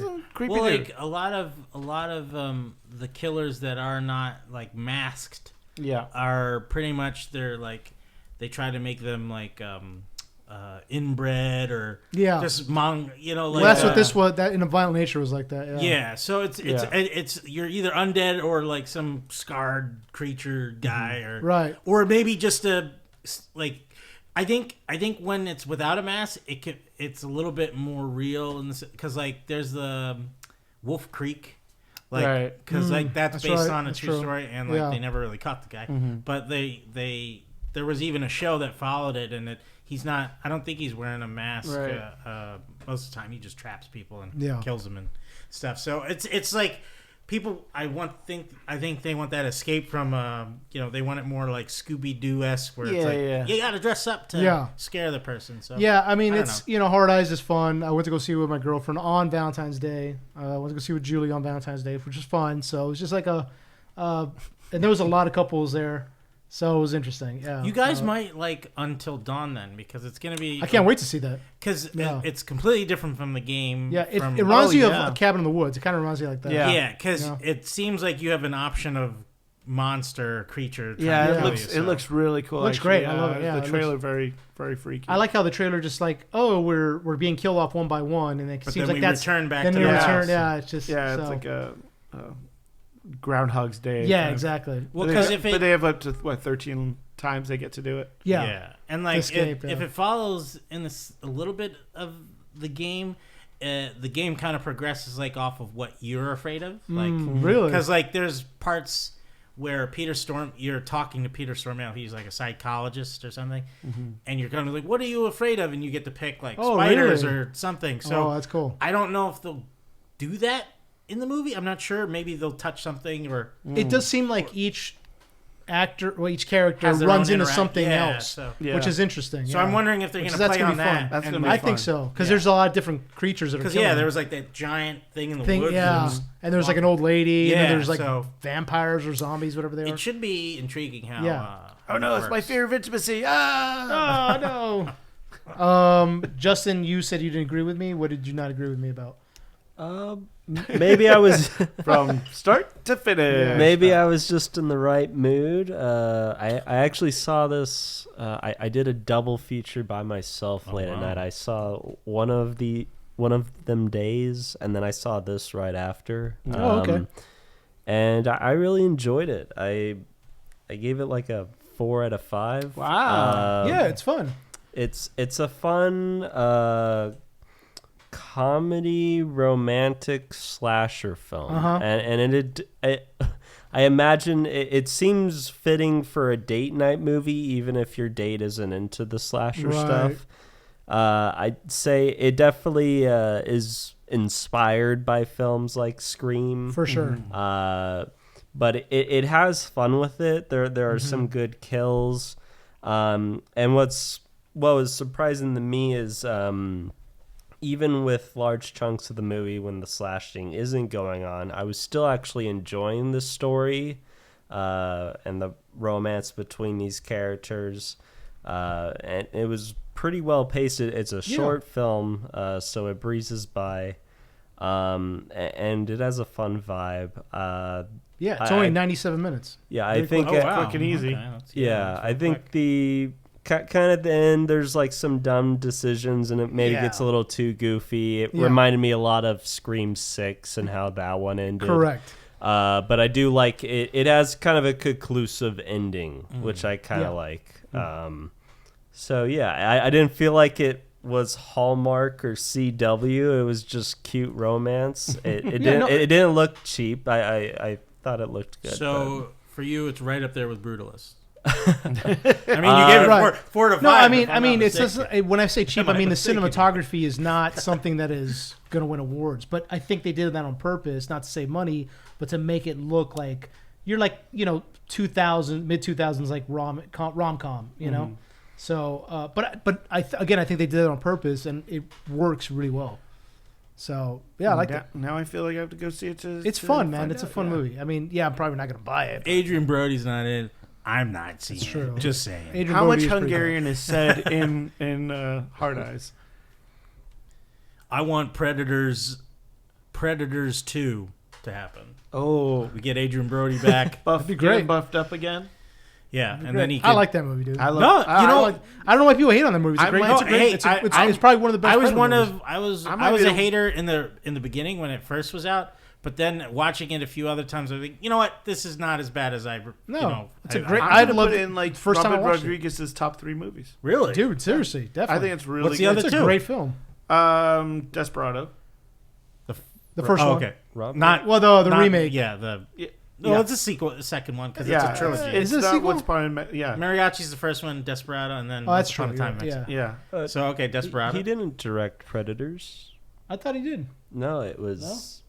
I don't know how to pronounce his name, but it's that. Or did he write it? I think he might have wrote it. I Did thought he might write have it? written Yeah, I'm not sure now. Oh, you're right. No, you're right. He Wow, did, yeah. I thought it was Nimrod Antel. He produced it. Oh, okay. That's what he did. Yeah. So I was gonna say he did not. I I could have remember. sworn. I could Well, have sworn. then Now you're top 3. I could. Well, never mind. Nimrod's number 1 movie. I don't know anything else that guy did. I don't know. I don't know what that is. Nimrod The Antel. X-Men. He did Vacancy, Retribution, which is a He's done 2. more Yeah, recently he's done Neeson Stranger film. Things. So yes, Vacancy number was 1 movie okay. Yeah, he's done a ton of things, but hey, he's got Predators, which I think is a great film. Yeah, that's I think it's a great wild. film, yeah. I thought he did I it think too. his I knew name he was all attached to over it. Yeah. Yeah, because they were like, promotion of it. Yeah. Right. Robert Rodriguez. Yeah, presents. Yeah. Well, Nimrod Antel did a great job with it. Yep, So it's a I great apologize. Film. Taking credit away from it. Yeah, seriously. Thank you for the. Thanks, Justin. all these years, you popped Watson's bubble. No, it's good. No, I've seriously. been going He's around. usually right on point. I'm usually the one messing up. But yes, Hard Eyes. Go. I had fun with it. Go check it out. You should watch it. Yeah. And let us know what you think of it. I shall. I think, yeah. and it's funny. You're gonna be laughing throughout the whole. It's good. Yeah. There's I didn't. From the trailers, I didn't see a lot in it. I was just like, I thought it was just gonna be your typical slasher or whatever, you know. And I went in there like, so I told Julie, I was like, hey, you want to go see this? I had no plans, but it's let's do something on Valentine's, get some dinner, and go see it. Yeah, whatever. Okay, so she's so I wasn't expecting anything from it, and then I was pleasantly surprised while I was watching the film how much I was enjoying it. So I recommend it. Yeah, check it out. Okay. Check it out. And so then we also, you guys also watched The Cleaner. Yeah. Chad, did you see this? I did not. I wanted to though. Okay, so Watson, please break it down for us. Oh What do you think man, about the do you cleaner? like Die Hard? Yeah. Yes, I kind of do. you- But nobody would ever remember rip Die Hard off, though. Nobody would ever I do mean, that. look, That- it's imagine Die Hard, but imagine like John McClane at the outside of the building for like 45 minutes, Like hanging out outside, like cleaning something outside. like cleaning something. No. Yeah. So I mean, I mean, it would make more sense if he's he was on a ship or on a train, right. No, or no. That's he's not a cleaner. Oh Yeah. shit! I was excited about this because Martin Campbell's directing, and I go, okay, you got the director of Casino Royale, Mask of Zorro, GoldenEye. Like this guy's a great action director. Yeah. Obviously, then he did Green Lantern and a few others that have not been great. And then, Daisy Ridley as your lead, and Clive Owen's in there. I was like, okay, this got some high caliber names to it. So I went in very, wanting it to be.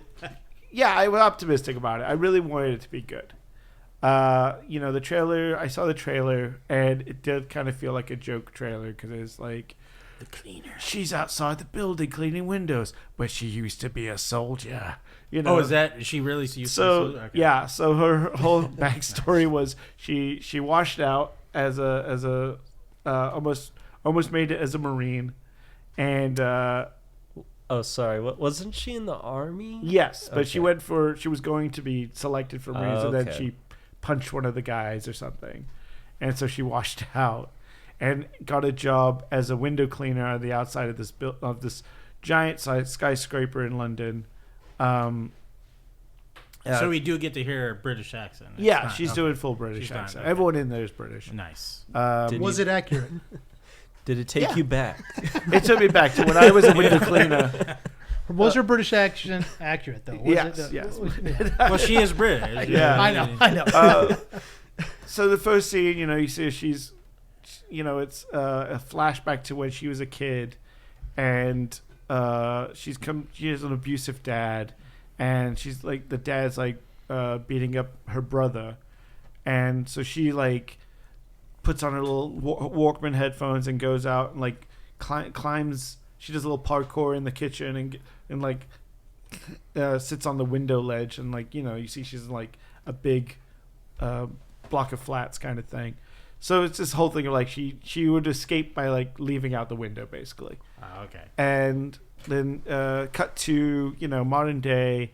She wakes up late for work. She's man, I gotta get to work. And then there's problems. She gets a call from the facility that her brother is at because her brother is very severely autistic, and she's like the caretaker of her brother. So she gets over there, and they're like, he can't stay here anymore. He's been hacking all the computers in for this because he's all about the truth. He wants to be an Avenger, and He Now, carries, like a white hat hacker? Or, what's that? what do you mean? You said Avenger. Yeah, so he's Like a white hat hacker? Or? yeah, like Okay. he's all about truth and Oh, okay. getting word out there and Yeah. stuff. I thought you meant the Ray Fine Uma Thurman. No, event. no. That's what I thought. Okay. That's what I was He thinking. too. I was carries like, wait a little minute. Thor's hammer around. Oh, Okay, so an yeah. actual event. An actual Okay. Avenger. Okay. They do It's a- discuss Avengers. They talk in the about movie. the MCU quite a bit. Oh, like Wow. an actual Avenger. Yeah. Oh, I thought like a British like a Avengers, hacker that does yeah. good or like he a white wants hat. that too. So Oh, that's okay. the whole thing is Okay. like he loves the Yeah. Avenger movies, Okay. and he's also a really good computer hacker for some reason, and like Of course. Well- found out that the facility that he was in was like Of course. stealing money, Yeah. and so they're like, well, he's hacked our computer, so we got to kick him out of the place. Okay. And she's like, but I gotta go to work. Well, Well, say it in a British accent. but I got to go to work. And so she has to end up taking him back to her building. Okay. Just so happens to be a day when they're doing a giant party on the top floor. They're doing it because it's a big energy business basically. Uh-huh. Big business, and they do business with energy and so they're doing a big party on one of the floors, and she's like, all right, stay here in the lobby with one of the security guys. I'm gonna go to work. Uh-huh. So she gets in. She has an asshole of a boss who's like, well, you're an hour late. And she's like, oh, I got personal problems. Too bad. You got to go and clean that dead bird off the window on the 17th floor. And it's like, wouldn't she just take a personal day? I don't know. But so she goes, she rigs herself up. She's got a harness and everything. They harness out in the windows and she's cleaning windows. And basically, and then you meet like one of her friends who's another window cleaner guy.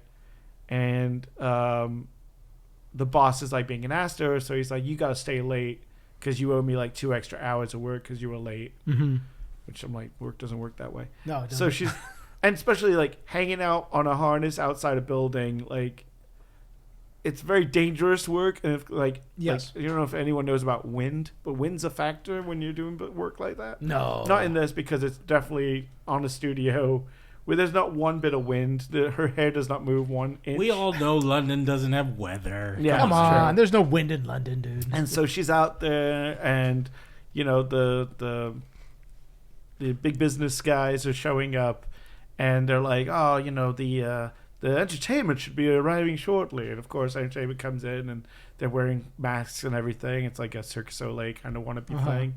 And it turns out, oh, they're not entertainers. Huh? They're not entertainers. They're not entertainers, no. And it's led by Clive Owen. Clive Owen pulls his little mask off. He's like, haha, I'm Clive Owen. We're here for your energy. Yeah. And they knock out everyone in the building. They use out this antiseptic or something. They knock everyone out.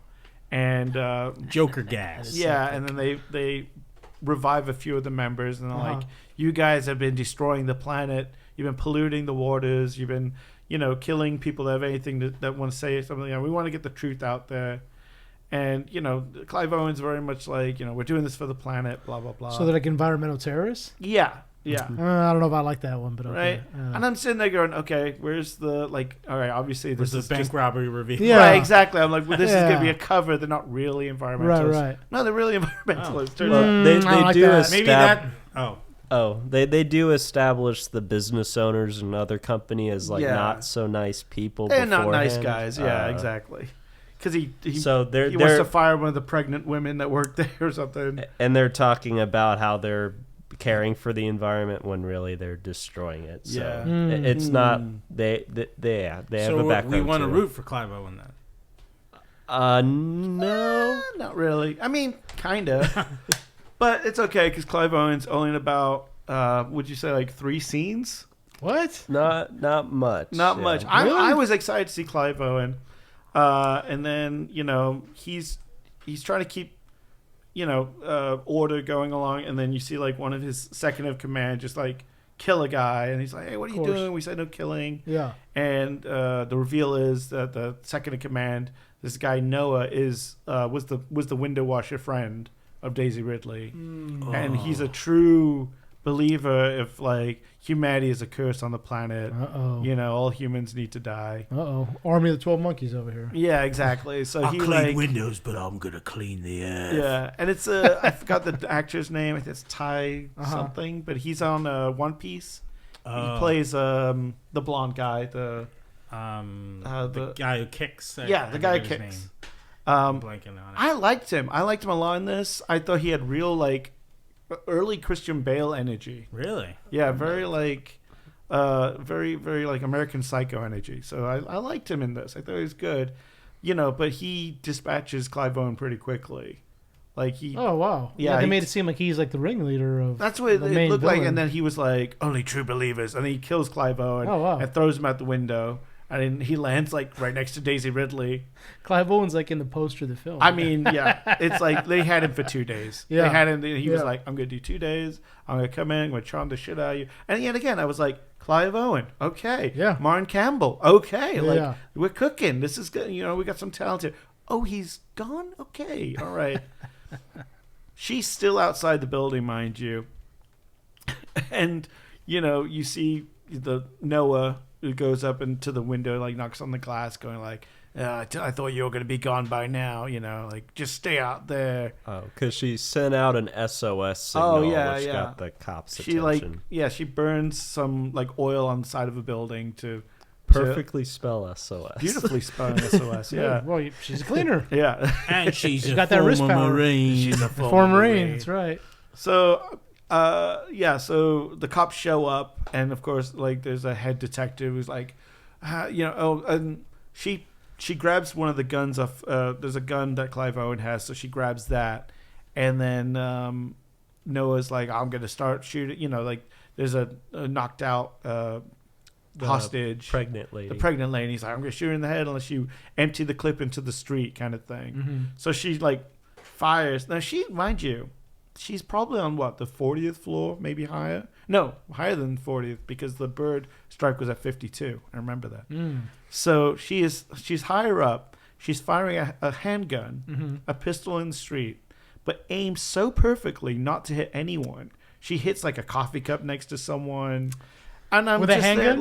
With a handgun? With a handgun. No. I mean, I'm that accurate, so I believe it. Yeah, you this think isn't Call of Duty. it would be okay if she was aiming like way off and stuff, no, but she like right next is like an inch away from multiple people, and then the cops are like, "Oh, don't worry, she was in the army, so she wasn't trying to hit him." Yeah, the SWAT team's basically, let's take her out, and then the detective's like, I think she did that on purpose. She knows not to hit people, and you're like, really? That was a little too close. Yeah. So my question is, all right, she's still outside the building, mind you. but this guy took over, and is he holding them hostage? So he is taking confessions by them of like their crimes, and then finding evidence on there's a hacker, this girl Z, who's hacking the computers to get evidence so that he can broadcast that, and then he's wired everyone with explosive vests. Yeah, and his plan is to kill everyone, he's like, himself. Yeah, he doesn't care anmore. He's a true believer that no human is. So it's a mixture of like Swordfish and that movie with Bruce Willis with the little autistic kid. I forget the name of the movie, but Speaking of autistic, Yeah. So the brother's still in the building, and he is like hung out. He like got away from security and got into a little closet, and so he's not knocked out somehow. Everyone else in the building's knocked out, but he's okay. And she's like worried about him because he keeps coming to the window like, "Hey, I'm here," and she's like, "Go hide," and so the cops are, and she's like dangling on this little, structure outside, and she takes a cell phone from. Is it Clive Owen's cell phone? She gets. Yeah, because his body falls onto the thing that she's on, and she grabs the phone while they're aiming the gun at her. and a phone, and she calls the cops, and she's like, "Hey," kind of like, "I'm a friendly," and then they're like, "Look, we can't storm the place because like they know, they've got footage of basically they see everything. They see everything. Yeah. The quarterback is toast. That whole bit. Yeah. Nice. And it's and so. But they're like, maybe you could get in, kind of thing. And so, but she's like, my brother's in there. I can't let him go, And so she has one of the cop snipers shoot out a window. Yeah, they shoot out a window multiple times, and then she has to hit it like a with ton a of times in carabiner. order to... It's really weird that like... Okay. But yeah, within the last 20 minutes of the movie, she gets inside the building. She's finally... She's outside the most of the film? Like, wow. most of the movie. Yeah, it's Okay. crazy. Well, I mean, she is a cleaner. Yeah. I mean, It's true. Oh, and then, so Noah, the bad guy, of course, has everyone wired up with bomb vests, and they have a detonator that is on a snap bracelet, like literally one of those little snappy bracelets that is monitoring his heartbeat. Mm-hmm. So if his heart stops, the bombs will all explode. Oh, of course. But he pulls it off, and it's like a 5-second delay. They're like, it he can be has off for 5 seconds. seconds. Yeah. And I'm like, well, why would you do that then? Like, so she gets in the building, has a little, the couple of security, one of the terrorists come after her. She takes out a couple of them, pretty quickly. It was pretty good fight sequences. And then like one girl, she's fighting this one girl and like blasts her face with steams, or like all her face is like peeling off. She's like, ah! Oh wow! And she's coming after Daisy Ridley, and her brother pulls a grenade and blows her out of a window with the grenade. I laughed. I was like, that is ridiculous. There was some laughing in my theater. Yeah, I mean, some of it's just terrible, but yeah, and one of the kills, you don't see it, but it looks really violent because she grabs this axe then swings and then like supposedly cuts the head off. It's like or blood on the something. camera kind of thing.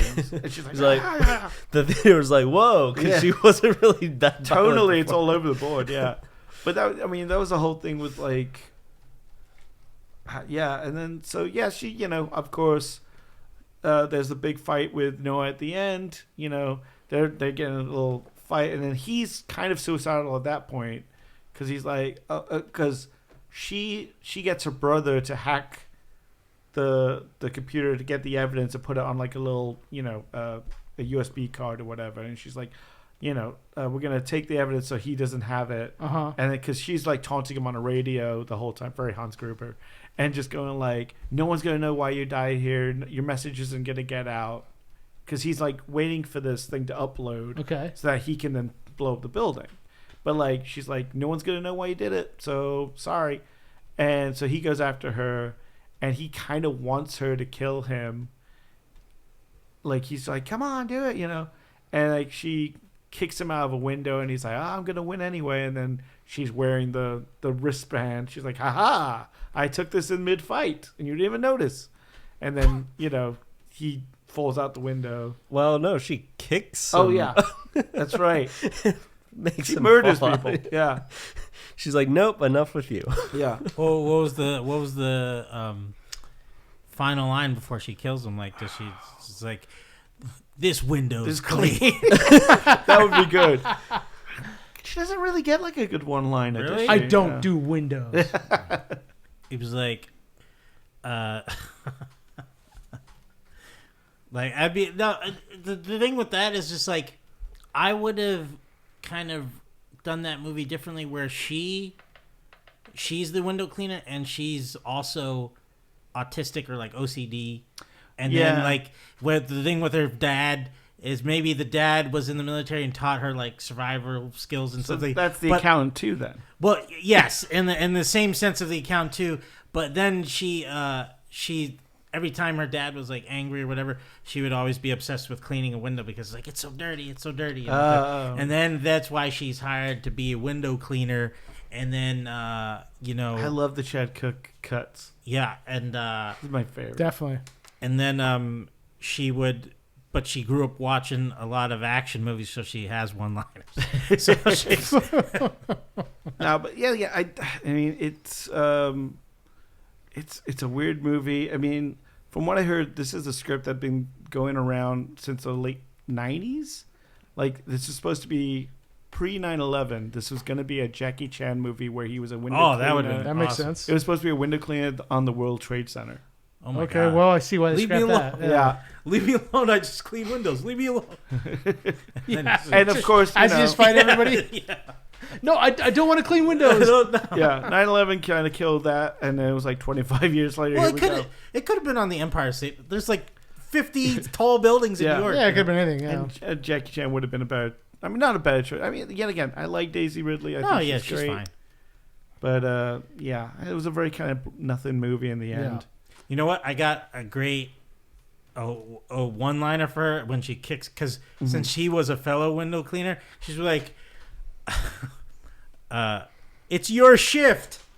There you It's go. like it's a shift to clean. Bird strike. But yeah, it makes sense because they work on the same. Yeah, Okay. they work on the same thing. I can see that. Yeah. It's like time to clock out. See, yeah, I would have liked if they had that like that little That bit of cheek- cheesiness. yeah. Yeah, if Yeah. it went to that level, but it didn't really. Takes go itself there. very No, seriously. when you do a movie Yeah. like that, you have to have the like that cheekiness. Like Arnold always brings it in. Yeah. Or Yeah. like, I mean that the plot of that movie seems very 80s, early 90s. So you need Yes, that. definitely. Yeah. Well, if you take that too seriously, it's not going to work. Yeah. Unless you have like Statham, because he's kind of cheeky even Right, now. right. Like Yeah. like Right. his movies do that automatically, like the Beekeeper and stuff. Yeah. And speaking of, well, we'll get Yeah, that in a yeah. sec. But yeah. So I think that was probably a mistake on their part for not putting a little more humor into it. I think so. And just it ends with so they do get the evidence out there and they take down the evil corporation. Bad, course. big money is bad. And it ends with the brother and sister sitting on a beach just talking about the MCU. They just talk about the Avengers. Well, yeah, they mention the Avengers like once in the building, but then it ends and Like the last they're scene is talking, and it's very obvious. At least it felt to me that it was like ADR. 100%. You're just seeing their backs, and he's like, I doubt it was even them. It was probably just stand-ins. That'd be hilarious. But yeah, he was just. What it do was we supposed talk to be about? like Let's talk cute about the or MCU. whatever. Yeah, and they're just talking about the Infinity Gauntlet. I'm like, going, what the fuck is See, this? what would have been perfect is since they were on the beach, and this is a similar Die Hard-esque movie. It's like they're sitting on the beach, and they're just talking about earning 20%. There you go. That's good. There you go. We'll be sitting on a beach somewhere earning 20%. But yeah, the movie itself, it's it's very inspired by things like Die Hard, and there's technically a little bit of comedy, but it could just feel kind of unexciting. Yeah, I guess. The actors and stuff do okay. Daisy Ridley's teeth are like super white. She's taking care of those teeth. She cleans windows. She cleans She's constantly looking at her reflection. It does make window cleaning look kind of cool, though. I'll give it that. Yeah. And makes you want to change careers. Yeah, but yeah. And her outfit is like she's got like fingerless gloves, a leather jacket, and a Strokes t-shirt. I'm like, Jesus Christ! I really try and like push this like action looking, Make it a musical, and then she could sing Dick Van Dyke song. That'd be a great scene of her on the platform singing. The camera just pans out as she's like singing in the sky, just swinging around. Yeah. So there you go. Yeah, it's a very straightforward story. It doesn't leave a whole lot to the imagination. The one scene where the brother's hacking, they're like watching the video, and the guy's, the bad guy is talking about like, we're destroying the environment, and the brother's like, oh, but he's right. And then the continues talking. He's like, and we gotta destroy all humanity to fix it. And then the brother's like, oh, that's bad. And the bit they literally used the line. It made me like stand up and clap. Was when the evil hacker is hacking in. She gets on the radio and she literally goes like, "Boss, I'm in." And I was just like, they said the line, "I'm in" on the computer. Like evil hacker. I'm like. Yeah, and the screen is very movie hacking. My God, yeah. Is it really? Oh, well, it's not doing the buzzing sense. It's not doing that. It has like the little loading circle. And like she was one that was with like Clive Owen's character and his values, and she's having like Facebook comments pop up on the side of the screen randomly, and it's like people saying, "Oh, these people have gone too far," and then and she's like, "I don't know, boss. This is too much." Only true believers. Now, were they using a mechanical keyboard or not? Because I want to hear that. No, it was a flat screen keyboard. Oh, bummer. Let me ask you Next this. generation. How was Daisy Ridley as an action star? Was it believable? Yes, in terms of like her fight sequences, I thought were very well done. Yeah. It's hard because there's only really some fights at the end. You don't see much of her face during the scene, so I don't know if it's a stunt double. Probably a lot of stunt double. But they are decent fight scenes. Okay. I wanted more. Okay, if you're going to spend 40 to 50 minutes on the outside of a building, give me more danger. Give me something like more peril. Like there was a bit where like birds striking issues. Or something, like there's a bit that where guy calls it. Let me call in my support. And these little birds, they go. He literally lowers in. At one point, she's on the cradle and she's jammed half the cradle because they're trying to raise her up to get her, take her. And she's jammed a screwdriver into the cradle so it won't move. And it's kind of teeter tottering, but she's hooked into a safety. And then the bad guy lowers a bomb on a rope, like a piece of dynamite. It's going slowly down, and she's like, oh. So she has to like let go of her safety and like free climb the side of the building. She could have just dropped it. There was a big. Oh my god, yeah. But it was just funny because it's like because it's like very much like there's no wide shots of like you don't see someone on the side of the building. Right, that would have been cool. It's very like Mission in a Impossible studio. kind. Yeah, Yeah, not Ghost Protocol. You know what I mean? Like, yeah, exactly. Like Yeah, Ghost that's what- Protocol, you feel the danger of being Right. that high up, and you don't get that at all. Because Yeah, yet again, no wind. right. Like she's holding a gun and a phone and able to free climb to the side of the building so the explosion doesn't knock her down. Of course. They should have gave her those suction things that was like people just click to one. Yeah, A jetpack, just set in the future. yeah. But Okay. yeah, I just wanted a little more danger or like a little bit, but it's very like it's a movie. It's a movie. It's a movie. There we go. Recommend?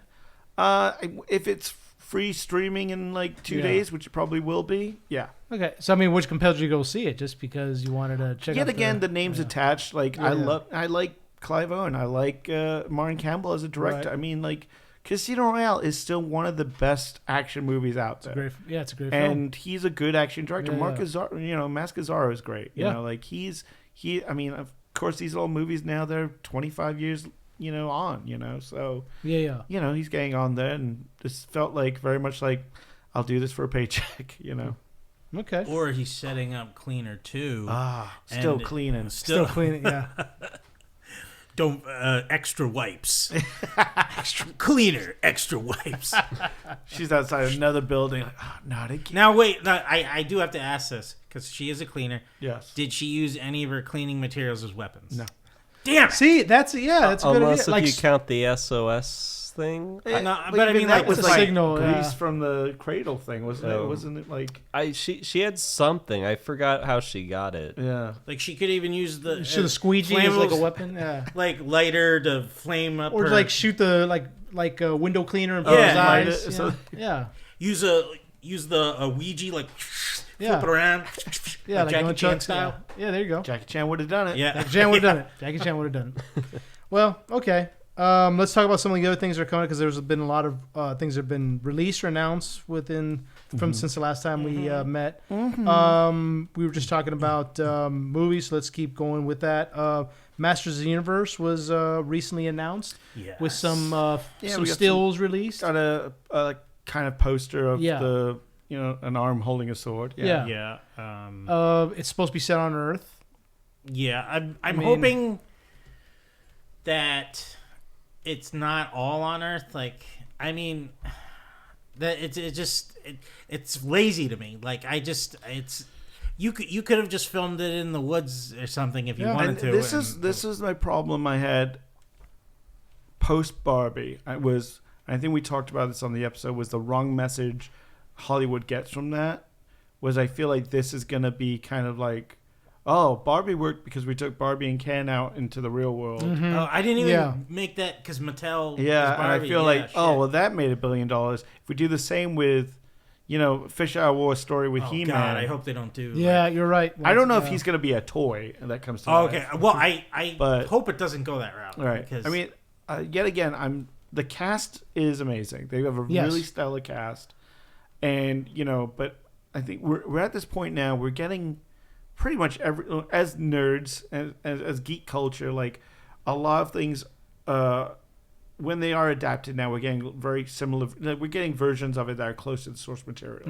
yeah. And I love the sword. I think the sword looks great. Yeah. It looks very much like I've seen proper replicas that look as good as the one they've got in the movie. But I need more than that. I want, give me good character development. Give me, we talked about this, like, say what you will about Jared Leto. If he pulls off a kick-ass Skeletor, Yeah, that will like- do a lot. Yeah. You know that, like, as much as it's been hit or miss with him sometimes. He is an Oscar, winner, and like he can put that performance in there. So I'm hoping he doesn't try to go Joker with it, and he tries to like just like how I hurt you real bad. Well, no, I hope he's not like I'm Skeletor on and off the set. Yeah. Like, don't do that. He's definitely gonna do that. Yeah. It's like, call. I want him to have a phone came call in with with a Frank real panther. Langella and like just talk it out. Be like, oh yes, you should do it like this. Yeah. Or something like that. But or like his Blade Runner character was great. Yeah. I enjoyed it. So I think he can do it. Yeah. But my question is, now they've only casted. Is Prince Adam going to be playing both versions? It looks that way. I mean, like there was a still that was released that was kind of taken from set, and he's wearing the Prince Adam pink shirt and purple pants, but it's the one where he's on Earth. So maybe he's just Adam when he's on Earth. I'm hoping, like kind of what they did with. Well, I'm Thor. just hoping they cast like I would just want a separate actor to be He-Man, like Right. But I get it if they have to make him Hulkified with CG. Well, even in the original cartoon, like Prince yeah. Adam to He-Man is like literally That's just true. a That is costume true. swap. But I mean, when we got the 2003, Yes. that was so much better. Yeah, I like that just- kind of like almost Shazam way he Yeah. turns into the ultimate. Yeah, and Master of the so universe. I hope Yeah. we get that, but I just want to see something here, and I don't. Give me Orko. I don't want to go. What is this? Is this chicken? When they're eating The cosmic key. That's a bone. I didn't know you have keys of this world. I don't want that. Please don't do that.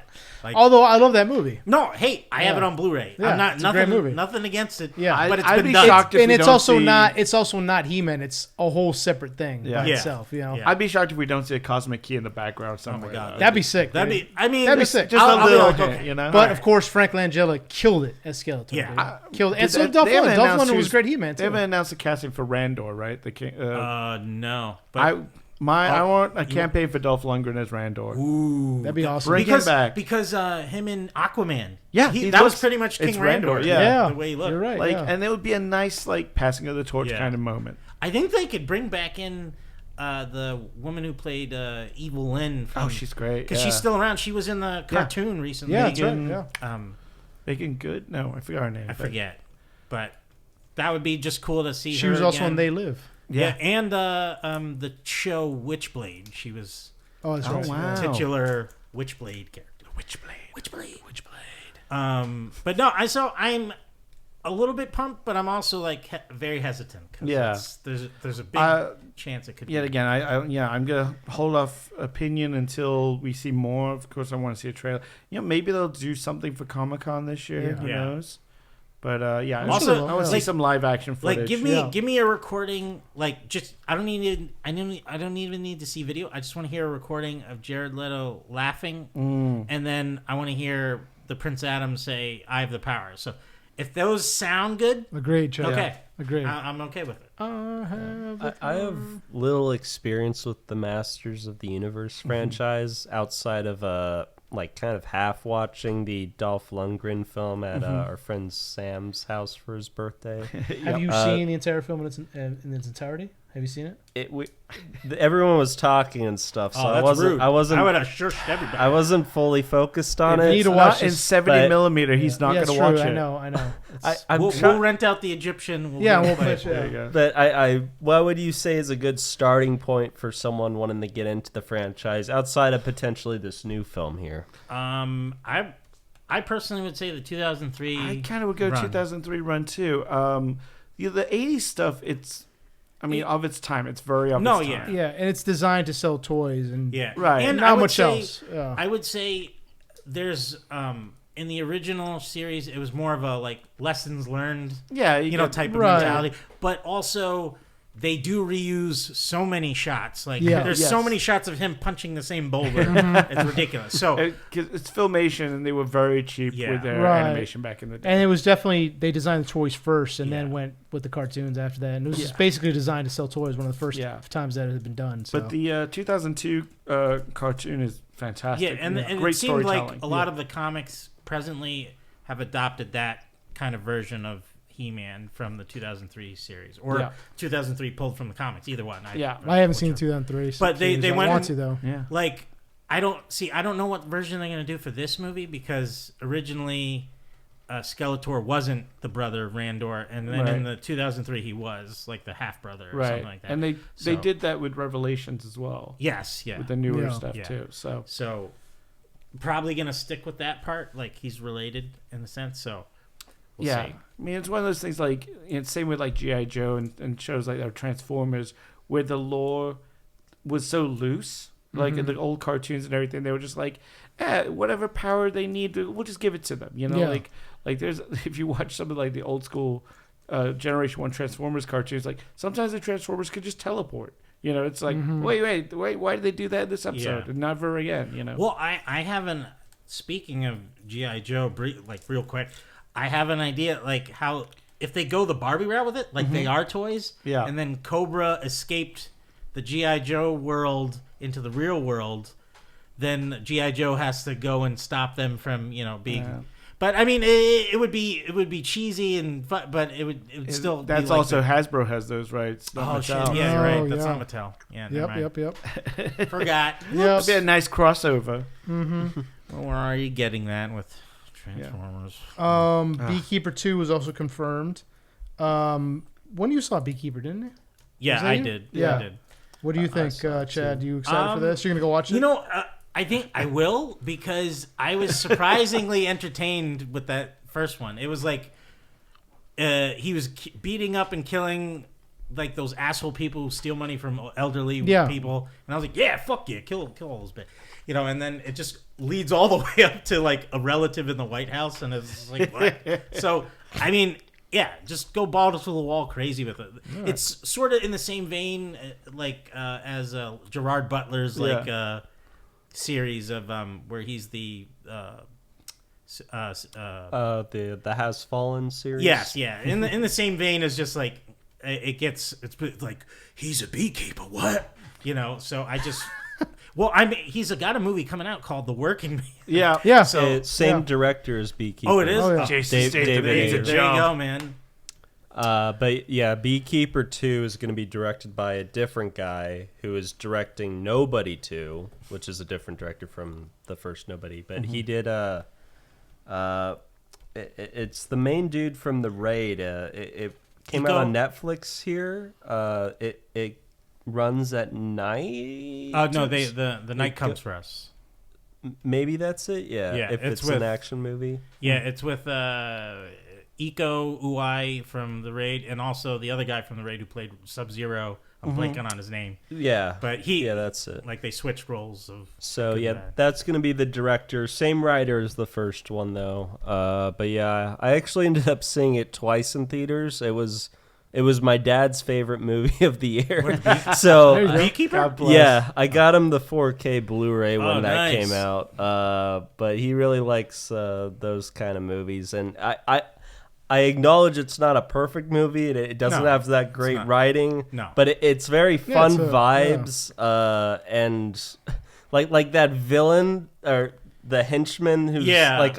What's he like Australian? Yeah, who comes out of nowhere at the last half hour. He's like you're like because they're organizing like this group, and then it cuts to him. He's like, "Yeah, I'm gonna beat this beekeeper." It's so good, it's so good. And the fight at the end was actually pretty brutal between him and the beekeeper. Yeah, So yeah, I'm sure it'll be fun, but yeah.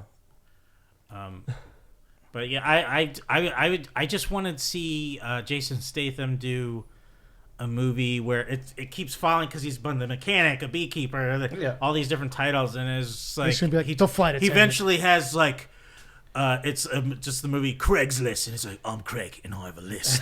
I do a certain amount of jobs. I'm a transporter. I'm a mechanic. I'm a beekeeper. I'll do anything you would like me to do. Trust me. I'll get the job done. Find me on LinkedIn. Turns out the list was just so stupid. Yeah, a fun fact about Jason Statham is him and Tom Cruise are the only actors in the top 200 highest grossing actors that have not done any TV or straight to streaming films. I think Jason Statham, some of his movies went direct to DVD here, but they went to theaters at least in other countries. So that's a fun fact. They're almost completely theatrical. Oh wow, nice. And then Justin, Odyssey, Nolan's Christopher Nolan's next Odyssey. The first image was released for it, right? Oh yeah. What do you think about that? Fill us in. Yeah, so it's Christopher Nolan is developing like a movie based around Homer's Odyssey, and I think it's a very interesting pick for his next film because I would have suspected he went for like sci-fi or something, but him working on a fantasy film, and after the big success of Oppenheimer, I believe he's gonna have like a lot of free range. I think it was revealed like a week ago that one of the giant characters is going to be this huge actual like animatronic that they're going to use. He's going as practical as he can. So. And yeah, it has a stacked cast already, and they're probably going to add more people to it. But yeah, Matt Damon, I believe, is going to be the lead character because he's in that first still there. Yeah, he's playing Odysseus. Oh, really? I didn't know that. Yeah, I remember Armand Assant did a TV miniseries back in, I think it was like NBC or ABC. Yeah, it was back ABC. in the 90s. Yeah. It was really good, man. It was really good. Because Armand Assant is just an amazing character. Ray Fiennes just did The Return, which is the same story as well. I wanted to see that, but I didn't get the... Yeah, I didn't see all that. buffed out for it. Yeah. Got real buffed out. Ripped. Yeah. I was thinking of seeing it, but I didn't hear the best things, so I ended up skipping it. But it was only a part of the story, not the whole thing. His just return and taking back his kingdom from usurpers. I'm excited to see it. I can't wait to see what Christopher Nolan's going to do with it. It's obviously one of the great epics of human history. So, do you think when they turn into animals by is it Cersei? I forget. I think so. Yeah. That he's going to go practical. He's going to turn them into He's animals. actually going to make Matt Damon. Because obviously he did go to space for Interstellar. That was true. That was all real. He actually went to Mars. He went there. Yeah. Well, either way, you're going to want to see it in IMAX 70 millimeters of course, at a full IMAX theater. Obviously. And what theaters are those, Justin? Let us know. LA area. I mean, if they get all the prints, that would be City Walk, the Irvine Spectrum Theater. There's a couple others, but those are the big ones off the top of my head. We have some international listeners. Could you list off every... if you're in New York, you'll want to go to the Lincoln Square. San Francisco, the Metreon AMC. There you go. So he's going to do it. Canada, 51st State. There was a large theater in Toronto, I think. I don't know if it's still there. Do you know if they're going to release 28 years later on IMAX? Is that going to come out? Do you know? I don't know the premium formats for that one off the top of my head, but it's going to be at least something, whether it be Dolby or IMAX. Isn't that all filmed on like a shoe? Like it's all filmed on an iPhone. So iPhone, yes. I don't know if it'll convert well. Who knows? He'll just it'll just that's the only way you could watch it on the iPhone. On the iPhone, yeah. Yeah. And it's just one iPhone in the movie theater. Yeah, you pass and everyone has to. It's the IMAX theater with just a tiny iPhone. They don't have a good speaker system, so they put the phone in a cup. They have that one little Bluetooth speaker just on the side. But they are moving Spider-Man's date because of the Is that Odyssey. in production? Yeah, so Spider-Man should be coming out same time. Like I think it's 2 weeks after Odyssey. Do we know what they're calling it? Spider-Man, still Spider-Maning, still back webbing. in New York. Still webbing. Yeah, it was weird. They just shifted the date by like a week, like a couple weeks ago. So, kind of a small shift, but it hasn't started production just yet, I believe.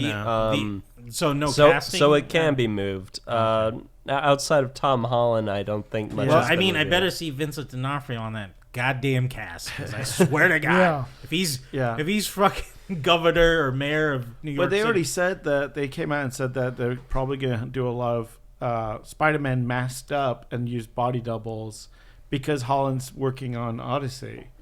Like they're like, oh, you're right. So we're gonna film a lot. They're gonna film a lot of Spidey without Tom Holland. Well, and that's he's gonna do a lot of voiceover shit. Well, and see, I think they're shooting it in the UK because I'm not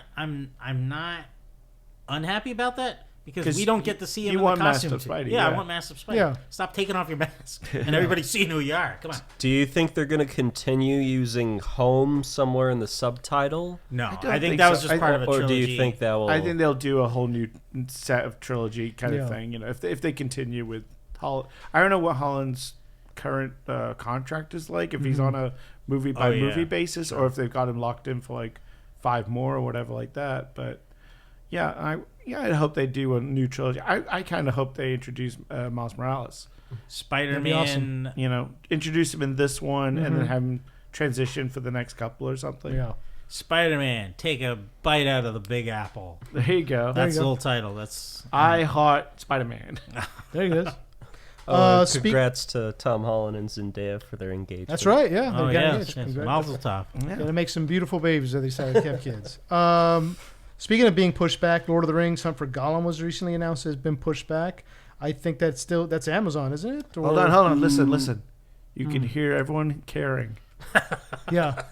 I don't hear anything. What? Oh, it's just I Don't mean, you hear the uproar? this is Amazon, right? That's doing it. No, Yeah. this- Warner Brothers, I believe. Yeah, Is it this Warner Warner Bros? That's Warner right, Brothers yeah. still has the rights to theatrical movie Theatrical. releases. Oh, that's yeah. Well, yeah, Amazon has like the Ring Streaming, of Power Yeah. television stuff. Yeah. Yeah, like It's weirdly I set forget up. the deal. Like there's certain time periods in Yeah. the history, so like Amazon could do like the pre Lord of the Ring movie stuff. Yeah.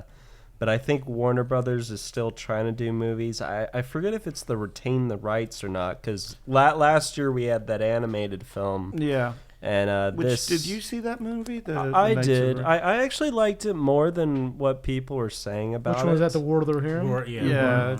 I heard it wasn't didn't great. get good. Yeah, Yeah. reviews were terrible. Yeah. But I enjoyed it. Mhm. But yeah, I think Did you get is the Andy Warhammer? Serkis directing this one too? I forget. Yeah, Andy. Oh. I don't actually know, but I thought I heard he was directing Andy Serkis for. But yeah, we'll see what happens with it. But It's a paper thin plot of like it's literally a passage right in the book Right. of just like Yeah. Yeah. and Gollum got away for a little bit. well, yeah, same thing for the Heron. animated film. It was Yeah. a small. I mean, technically, passage. all they have to do to keep the rights is pull a Warren Beatty and just have a little FaceTime show. Yeah. Him in the costume and just like, hey, Get How's it Circus going? out. Yeah. Just wearing I'm a diaper. Dick Tracy. You're just gonna be Gollum. Are you doing any CGI? Nope. It's just you. yeah. So Oh, remember that Gollum video game that came out like Yes. early Oh, last yeah. year? looked Yeah. so man. bad. Yeah, it was not great. But although those Lord of the Rings video games before that were pretty good. Yeah, the Middle but, Earth, the yeah. Shadow of Middle Earth. Which Warner Brothers shut down the studio I that know. Yeah, they so did. yeah, that's a good segue. Warner Brothers just announced that they shut down Monolith and Multiverse. Yes. The video game studios. Why they did that, I don't know. Chad, God damn it, answer. Hey, if I was on the staff of the game stuff, I'd be like, hey, let's make another Middle Earth game. Yeah. And let's unpatent that stupid Nemesis system so other people could use it for their games because that's such a good system. Yeah, Right. man. And it could raise the level of like imagine if the Nemesis system was in Spider-Man and then the villain Yeah. reappears like, you thought you beat me, Spider-Man. I don't know why I'm giving him a British accent because the orcs were British. Spider-Man on the streets of London. Dude, you Oh, thought I went down the apples and pears and ran into Spider-Man. Boy, you thought you beat me. you thought you threw me in the sewer? Well, that's where I thrive. I'm going to get the keeper on the dog and bone and we'll deal with it. And Spider-Man's like, what? What you say? Speak American. The Yeah. dog and bone on the bob and the apple. I don't know. You Bob the Turtle's head.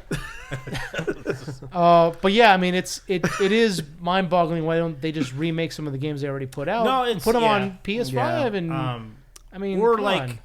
why aren't I mean, well, I know they could do that without the studio technically, but Yeah. it is a well-regarded studio. Yeah. They made a couple of the Fear games, the 2 Condemned games, the well-regarded Middle Earth games. And they've been working on a Wonder Woman game for so Oh, yeah, long that that got was going to canceled. utilize the seriously. Nemesis yeah, I forget if system. Rocksteady is still with Warner Brothers or not, but Yeah, they are. I heard they're gonna go back to their roots and make a Batman game. Yeah, because the live service Suicide Squad yeah, I game was like- failed pretty hard. I would have stopped that like before that was put out. They spent like 8 years or 9 years working on it. If they would have done just a regular single player or even a multiplayer game that wasn't live service, you could have put out like 1 or 2 games within that time.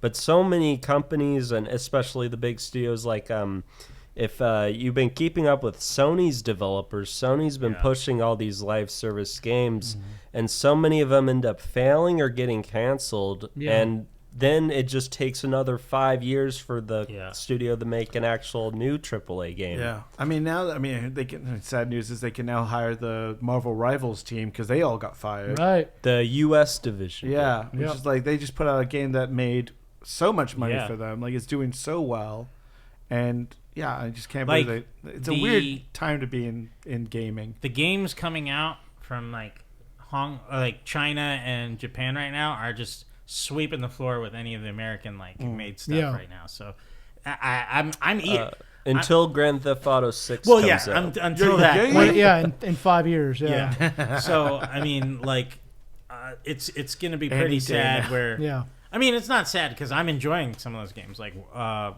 Wukong is awesome and stuff. So it's like, I just wait for those games to come my way instead of anything. I'm not sure what they're doing. That's confusing. Let's go through some of these trailers that are recently released real quick. You guys were talking about Together, which is the James Franco, Alison Brie, Dave Franco, excuse me, Alison Brie, with his wife, the spell. Movie that's coming out together. I think it's in a Neon production. Yeah, distributing. It's a very interesting trailer. It's very not a lot being shown except for you see 2 dogs staring at each other in the woods, and then someone draws a picture of them, and it's like their dogs are merging, the heads are merging, and then you get this vibe through the trailer that Alison Brie and Dave Franco's character are being forcefully attracted to each other. There's moments where he's in a shower and he's literally getting pulled into the wall, he's forced, his head is all the way up against the wall there, and it's cracking the wall around him, and she's up against the glass, and it's her feet are pulled up. It looks kind of creepy, very I got Carpenter's The Thing kind of vibe. Interesting. Okay. It also has got some kind of Cronenberg. Yes. Yeah. Cronenberg very much. Yeah. Yeah. And then somebody mentioned Freaky Tales. I'm not sure what that is. Freaky Tales looks interesting. It's a very now I'm gonna have to look it up. Freaky Tales. Yeah, I haven't heard of this. What is it? Yeah. So it's a trailer I just saw, which is set in kind of late 90s, Y2K era kind of vibe, and it's I forgot who is the director of that. Sorry. It's okay. I mean, what was the trailer breakdown basically? I haven't seen it. Is it these are vignettes or something, or? Oh, Pedro Pascal's in it? Yes, that was the one. That was the Pedro Pascal trailer. We were with Ben Mendelsohn and who else? Yeah, 4 interconnected stories taking place at real locations. Directed by Anna Boden and Ryan Fleck. Historical events in 1987 in Oakland. Yeah. Okay. Well, that's interesting. So it looked interesting, though. Yeah. Is it going to be another? What was that movie where it's Tales of L.A., but it was weirdly Southland Tales? Yeah, Southland Tales. Is it going to be the same like that? That was not great. Yeah, that was not. That was a terrible movie. That was not good. Yeah. That's the same guy did Donnie Darko did that one. Oh, really? Yeah, well, it's true. That was his big follow-up. It was not a great follow-up. Yeah. We also have the Havoc trailer that was recently released. Yes. Starring Tom Hardy. Looks like an action film from the same people who made The Raid, apparently. Yeah, Raid 1 and 2. Gareth Evans. Looks really good. Yeah. So you guys were saying earlier that it was made in 2021, but because of the strikes and all kinds of production issues, it was delayed until now. Yeah. Right? Yeah, they did some reshoots finally in 2024. Okay. So it's been fairly silent for quite some time. But we did finally get a teaser and release date. It's coming out in, I believe, April 25th. Nice. So not too far away. Okay. I'm hoping Egyptian theater picks it up for a theatrical, like maybe a day or two, like they did Beverly Hills Cop 4. Yeah, I'm hoping the Bay Theater reopens too in the Pacific Palisades. I don't believe that a Netflix theater as well. Yeah, even before they purchased the Egyptian, I think. I didn't know that. But yeah, because of the fires, it's been closed down for a while. But I believe the structure is still there, and they'll be back. But that could be another possibility to see it in the theater. Okay. Another trailer I saw that looked interesting was Hell of a Summer. Did you guys see the trailer for that? No. What is that? Finn Wolfhard directed it. Oh, yeah, the one that at the summer camp. Summer camp, Right. murders. The killer. Yeah, it looks fun. It looks very fun, and you know. It's very reminiscent of like the 80s like slasher films. Like Sleepaway Camp. Yeah, Sleepaway Camp. Like that does look fun. I was just kind of like blown away that like Finn Woodhard. I saw that the first time I saw. How old did you feel? The first time I saw that. Did you turn to dust immediately? Yeah, so when I saw it directed by Finn Wolfhard, I mean he co-directed it, but I was like, are you fucking serious? Yeah. Wow, okay. He's like 20. Yeah, it's crazy. He probably took tips from Jason Reitman while on set of Ghostbusters. It's like, oh, that's how you do. Okay, I can do that. Yeah, no problem. I mean, I don't know how much input he had as a director. I mean, I'm sure he's been on enough sets that he's picked some stuff up, but still, that seems... Well, I mean, look, M. Night Shyamalan's daughter, who's like 21, 22, got to helm a massive movie Watchers, in a row. Yeah, Watchers. I mean, you know... It's a new crop, Yeah.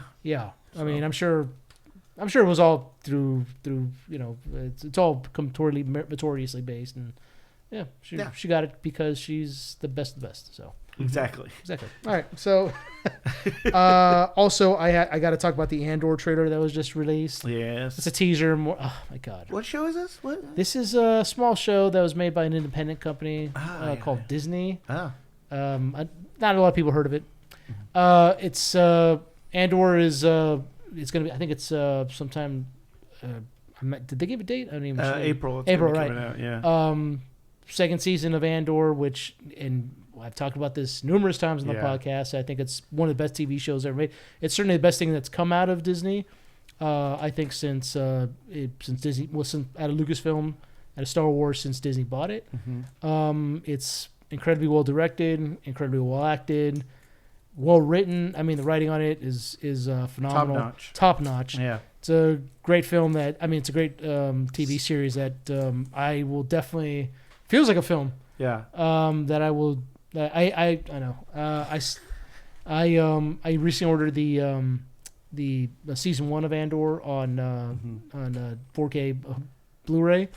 I can't wait to see. And we're trying not to laugh because Justin is pumping candy in his mouth as we're talking. I was making sound. Of course you're making a sound. What are you talking about? Yeah. We just had a little rat. We had a little rat that was just running through the... We've been hearing it the whole time. ASMR shit. But you're our guest, so we're trying not to be rude.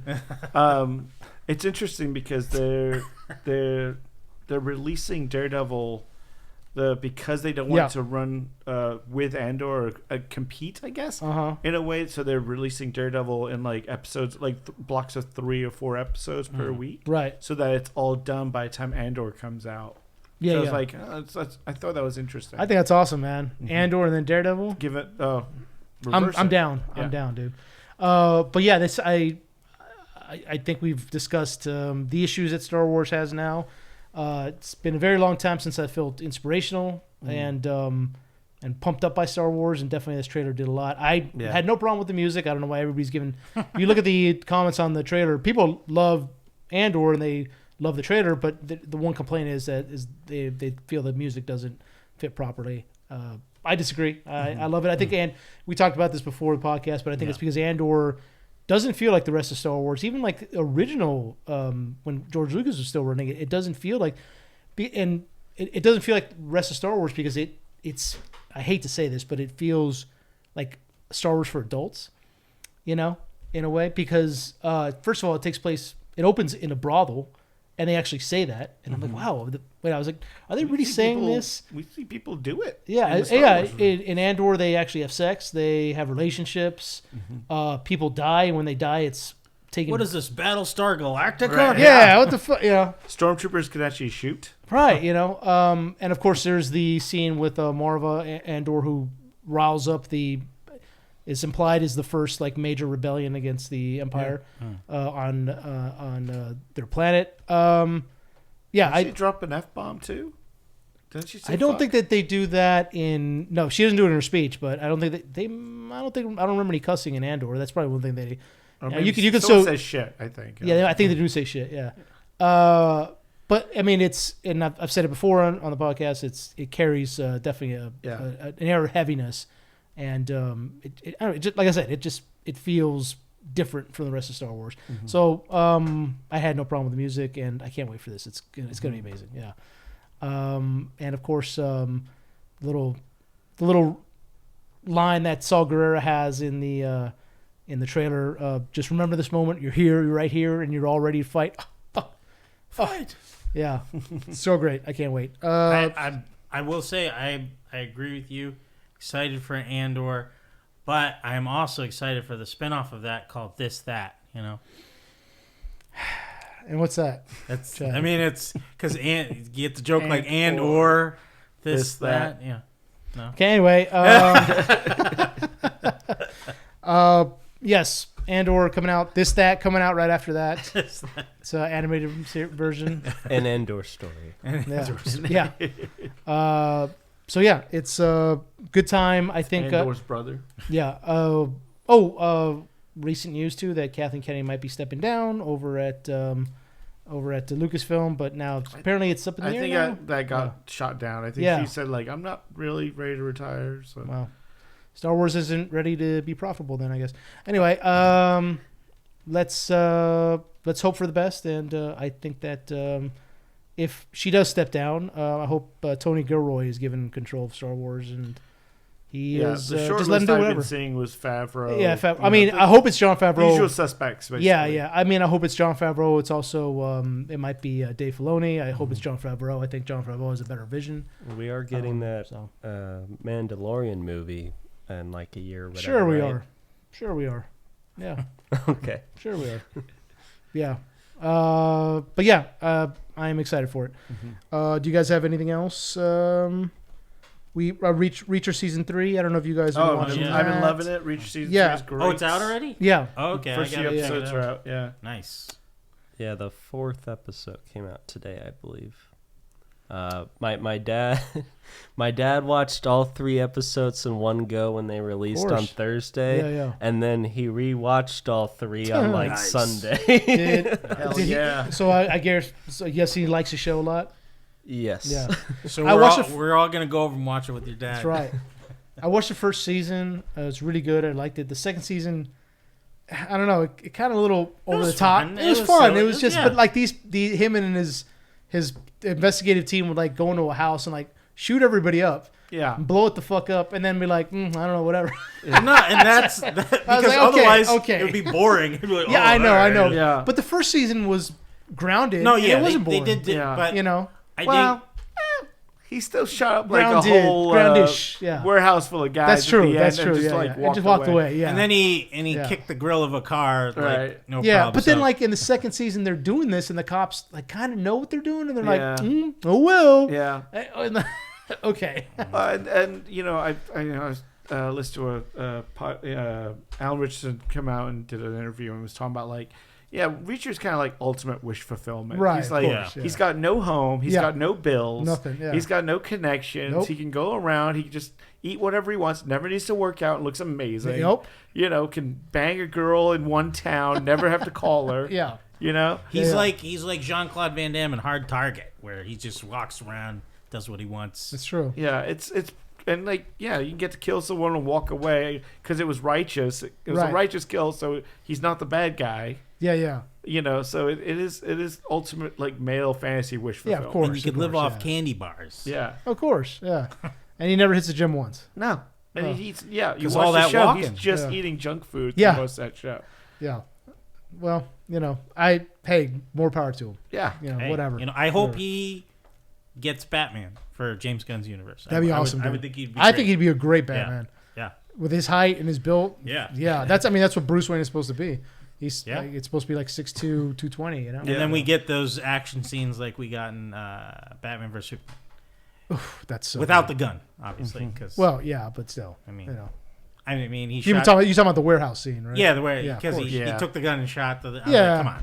Yeah. I mean, He doesn't touch guns. I mean, he That's- also like plowed down a bunch of guys from the Batwing. I mean, Before that, so it's like, well, that's a little more believable. Well, hey, he pushed He the button. murders Okay, they didn't move. They That's could have true. moved. The Batwing killed him. Yeah. That's my favorite when he's like confronting like Lex Luthor's like, you killed a bunch of people. It's like, yeah, so did you, dude. Yeah, like a lot. Like yeah. in Tim Burton's Batman, he drove a Batmobile in there and dropped some bombs. He left. He didn't do. Yeah. The bombs Yeah, killed him. The bombs killed him. it's He true. wasn't even in the Batmobile Yeah. at the Yeah. time. Yeah, it he was was all outside. remote. You're right. He you're didn't. right. He couldn't tell there were people inside. He was like, You're I right. hope there's no one in there. And Batman Returns when he threw that guy down the sewer with the dynamite. Give him Yeah, the dynamite time. killed him. It was his own dynamite. His whole dynamite. Yeah, so- You brought it. Yeah. He set a guy on fire. Yeah. Hey. But you But he- know, eh, the you guy know. did a little blowtorch at him. Exactly. And like yeah. when he grabbed the balloon, Justified. His clothes were filled with were full of Completely gasoline. justifiable. when he grabbed the balloons in the first one, those guys just fell because they hung on to the balloons. Yeah. That's Gravity their fault. killed him. Yeah. See, It's true. See, we got it. We got it written. the only one he did kill was the guy in the bell tower when he threw him down the. Oh, Yeah, for that sure. was I mean, pretty that much- was. He definitely fucked Yeah, that he, up. Sleep. Batman vs Superman has a lot of issues. I know. I still would defend that movie, but we definitely got the live action Batman fight scene that we've always wanted in that film. That is an amazing fight scene. I mean, it's such a good fight scene. They put it in the trailer, like Yeah. the warehouse Yeah. scene. I remember it came out. You know, they did the whole Yeah. sequence. Have you seen like the YouTube view count on it? It's like over 5 million. I watch it sometimes when I'm working out. I'll just watch it just because. Oh, it's so good, dude. Yeah, So I good. just. I mean, they got with me that- really excited for it. Yeah. if there was more of those scenes throughout the movie, Yeah. I could justify owning the physical copy. But I Oh, just I can't. have physical. Well, yeah. of course you do. Do you have the Ultimate Edition? Or I do just have the Ultimate Edition, sir. Okay. Yes. Don't preach to me. All right. I was there when the magic was written. Yeah. I paraphrase that. Anything else you guys want to discuss before Chad takes us out? Justin, do you want to promote Yeah. Your letterbox, your or anything letterbox like or that. Your OnlyFans. Sure. Does have OnlyFans? My OnlyFans is no, just kidding. reviews movies and shows feet. Yeah. Butt ass naked.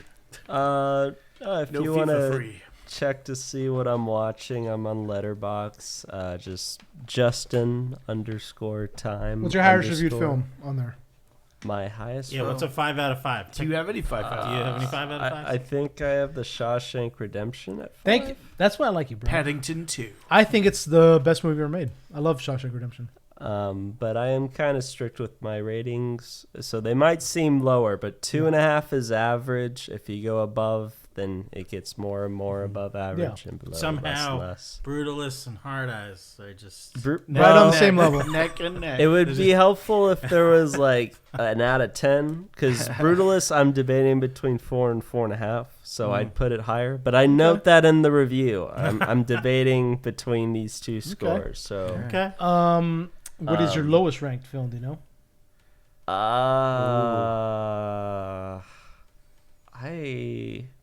I probably have a Garfield, couple. right? It's probably Garfield. We went to see Garfield. Yes. Yeah. I have one was that's garbage. rated 1 star. Let what me is it? look.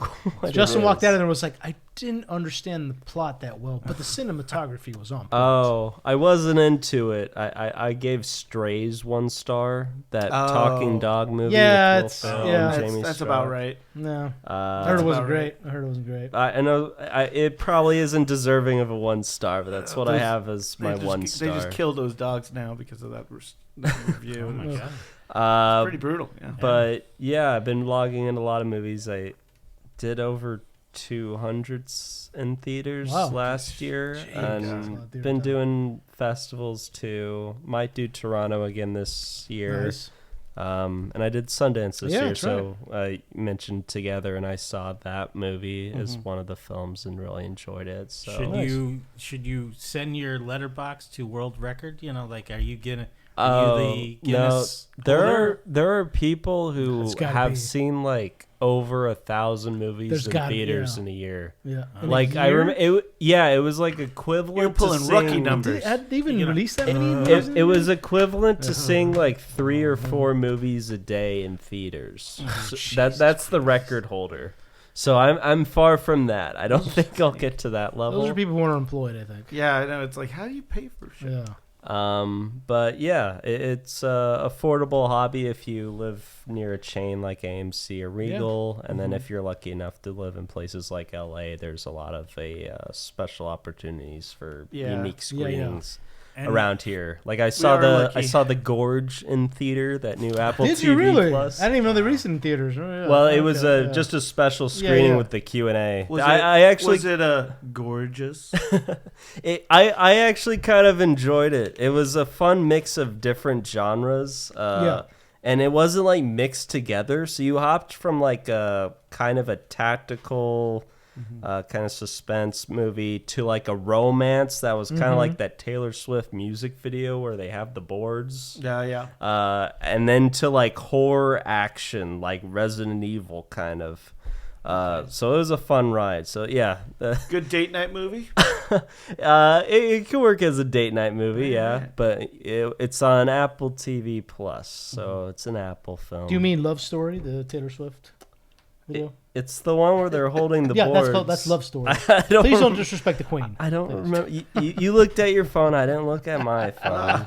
I did have to look at it. We're trying not to piss off the Swifties out there. Yeah. But yeah, don't piss them off. Don't get that army don't piss them off. riled up. No, Swifties. I'm a Taylor Swift fan. I love it. But yeah, it's through opportunities like that. It's like the Helm's Deep attack. Yeah. But yeah, if you live in LA, New York, and maybe some other cities, then you do get the chance to see some of these streaming movies in theaters, which is cool. Cool. But, yeah. All right. Well, awesome. Thanks for coming on, Justin, again, and enthralling us with your stories of being a cinephile. Thank you. All right, what? I was trying to give. Well, I don't feel like I gave that deep Justin, of a story. Just take the fucking compliment. Yeah. Jeez. And again, we will watch the Oscars this weekend and probably come back with our thoughts and thoughts on thoughts and Justin won't be back and but Madam Web sweep. Justin can email in his thoughts on the Oscars and we'll read it aloud for you. Yeah. Thank you. Chad, take us out, please. Thank you for listening to another episode of Enter the Nerdom. If you aren't already, which you most likely are, following, subscribing, and commenting, and rating and reviewing. Yeah, we love a good rate and a review. Please put it in whatever algorithmic podcaster castophile thing you are on. Give us that boost. Give us a boost. It gets us out there. It gets people who might be into the same stuff. Let us reach out and touch you with our voices. Exactly. Yes. Yeah. And help us get up on that algorithm. Yes. And please subscribe and rate. And what you were about to say? No. I was just gonna give some updates for when we'll be at certain events. Oh yeah, we got some events coming up this year. We will be at Pasadena Comic Con. It was originally on January 28th, but it got moved because of the fires. It got moved to May 24th. So we will be there. Not quite as large of a for some of you who apparently we have some people who did see us there. Yeah, last year we were there last year and we had a little booth table and had a really fun time. And we had a nice time talking to the people showing up. And Chad made friends with a little kid who stopped by our booth. Oh my god! You're now you're like was it Big Brother program with him? Right? Yeah, I try to give to charity from time to time, and this it's a sad world out there, so I try to do my best, but sometimes it's hard. You got to force the knowledge onto these kids, because exactly. they refuse it. They well, you're a giver. I'm a giver, and sometimes people are just not. He's got a heart the size of Texas. Texas, and it's filled with lots of grease, May 24th, Pasadena Comic Con. It's on a Sunday. It's a one-day con. We'll have a little table there. Again, not quite as big as we did last year because we are saving that for NostalgiaCon, which is June 6th through 8th at the Anaheim Convention Center. So it's a 3-day event. We will have a much larger booth there. And we're trying to brainstorm ideas what we're going to do with our space. The first one at Pasadena Comic-Con is just going to be a small table. We're going to be in the Artist Alley. So stop by, pick up some buttons, pick up some stickers that we'll have, maybe grab water. But at NostalgiaCon, we'll have a bigger thing. And so we're brainstorming ideas right now, and we have a pretty good one. So yeah, one I got is anybody who needs their back cracked, I could give them a nice bear hug while they're walking around carrying all that stuff. Just give them a big squeeze. I think that gives us we might be sued. Yeah, for cracking the back. Yeah, I'm pretty good at it. No one's been hurt or anything. All right, I want to test that. All right, yeah. we'll do that. We'll definitely. If you paralyze somebody, it's not on us. Yeah. Hey. It's on them, really. We put a sign out. You put a sign out. We're not liable. Sign waiver. Yeah, we'll have a waiver for it. Waiver. Back crack. That's where it's at. There you go. So yeah, will you guys be there all 3 days or just? Yeah, we'll be there all 3 days. Wow. I'm definitely gonna be there all 3 days. So yeah, May 24th, Pasadena Comic-Con. That will be at the Pasadena Convention Center, and then we'll have Justin there. And if anyone beat him at a video game, you win a prize. Yeah, exactly. And then NostalgiaCon. Anaheim Convention Center, June 6th through 8th. So I will definitely be there all 3 days, Justin. So hopefully you guys are too. Yeah. Okay, good. Yeah, I'll be there the first day. Yeah, I got to check with work. Yeah. It's like... Yeah, we'll figure something out. No. Yeah, Chad, take us out, please, if you can. Yes. As we always say, enter the Nerdom, exit the Oscars 50th anniversary, even though that's the wrong number. Take it out. What was that? It's a rappers he's had all over the I thought you wanted the rap. I think that's called a rap. That's a wrap.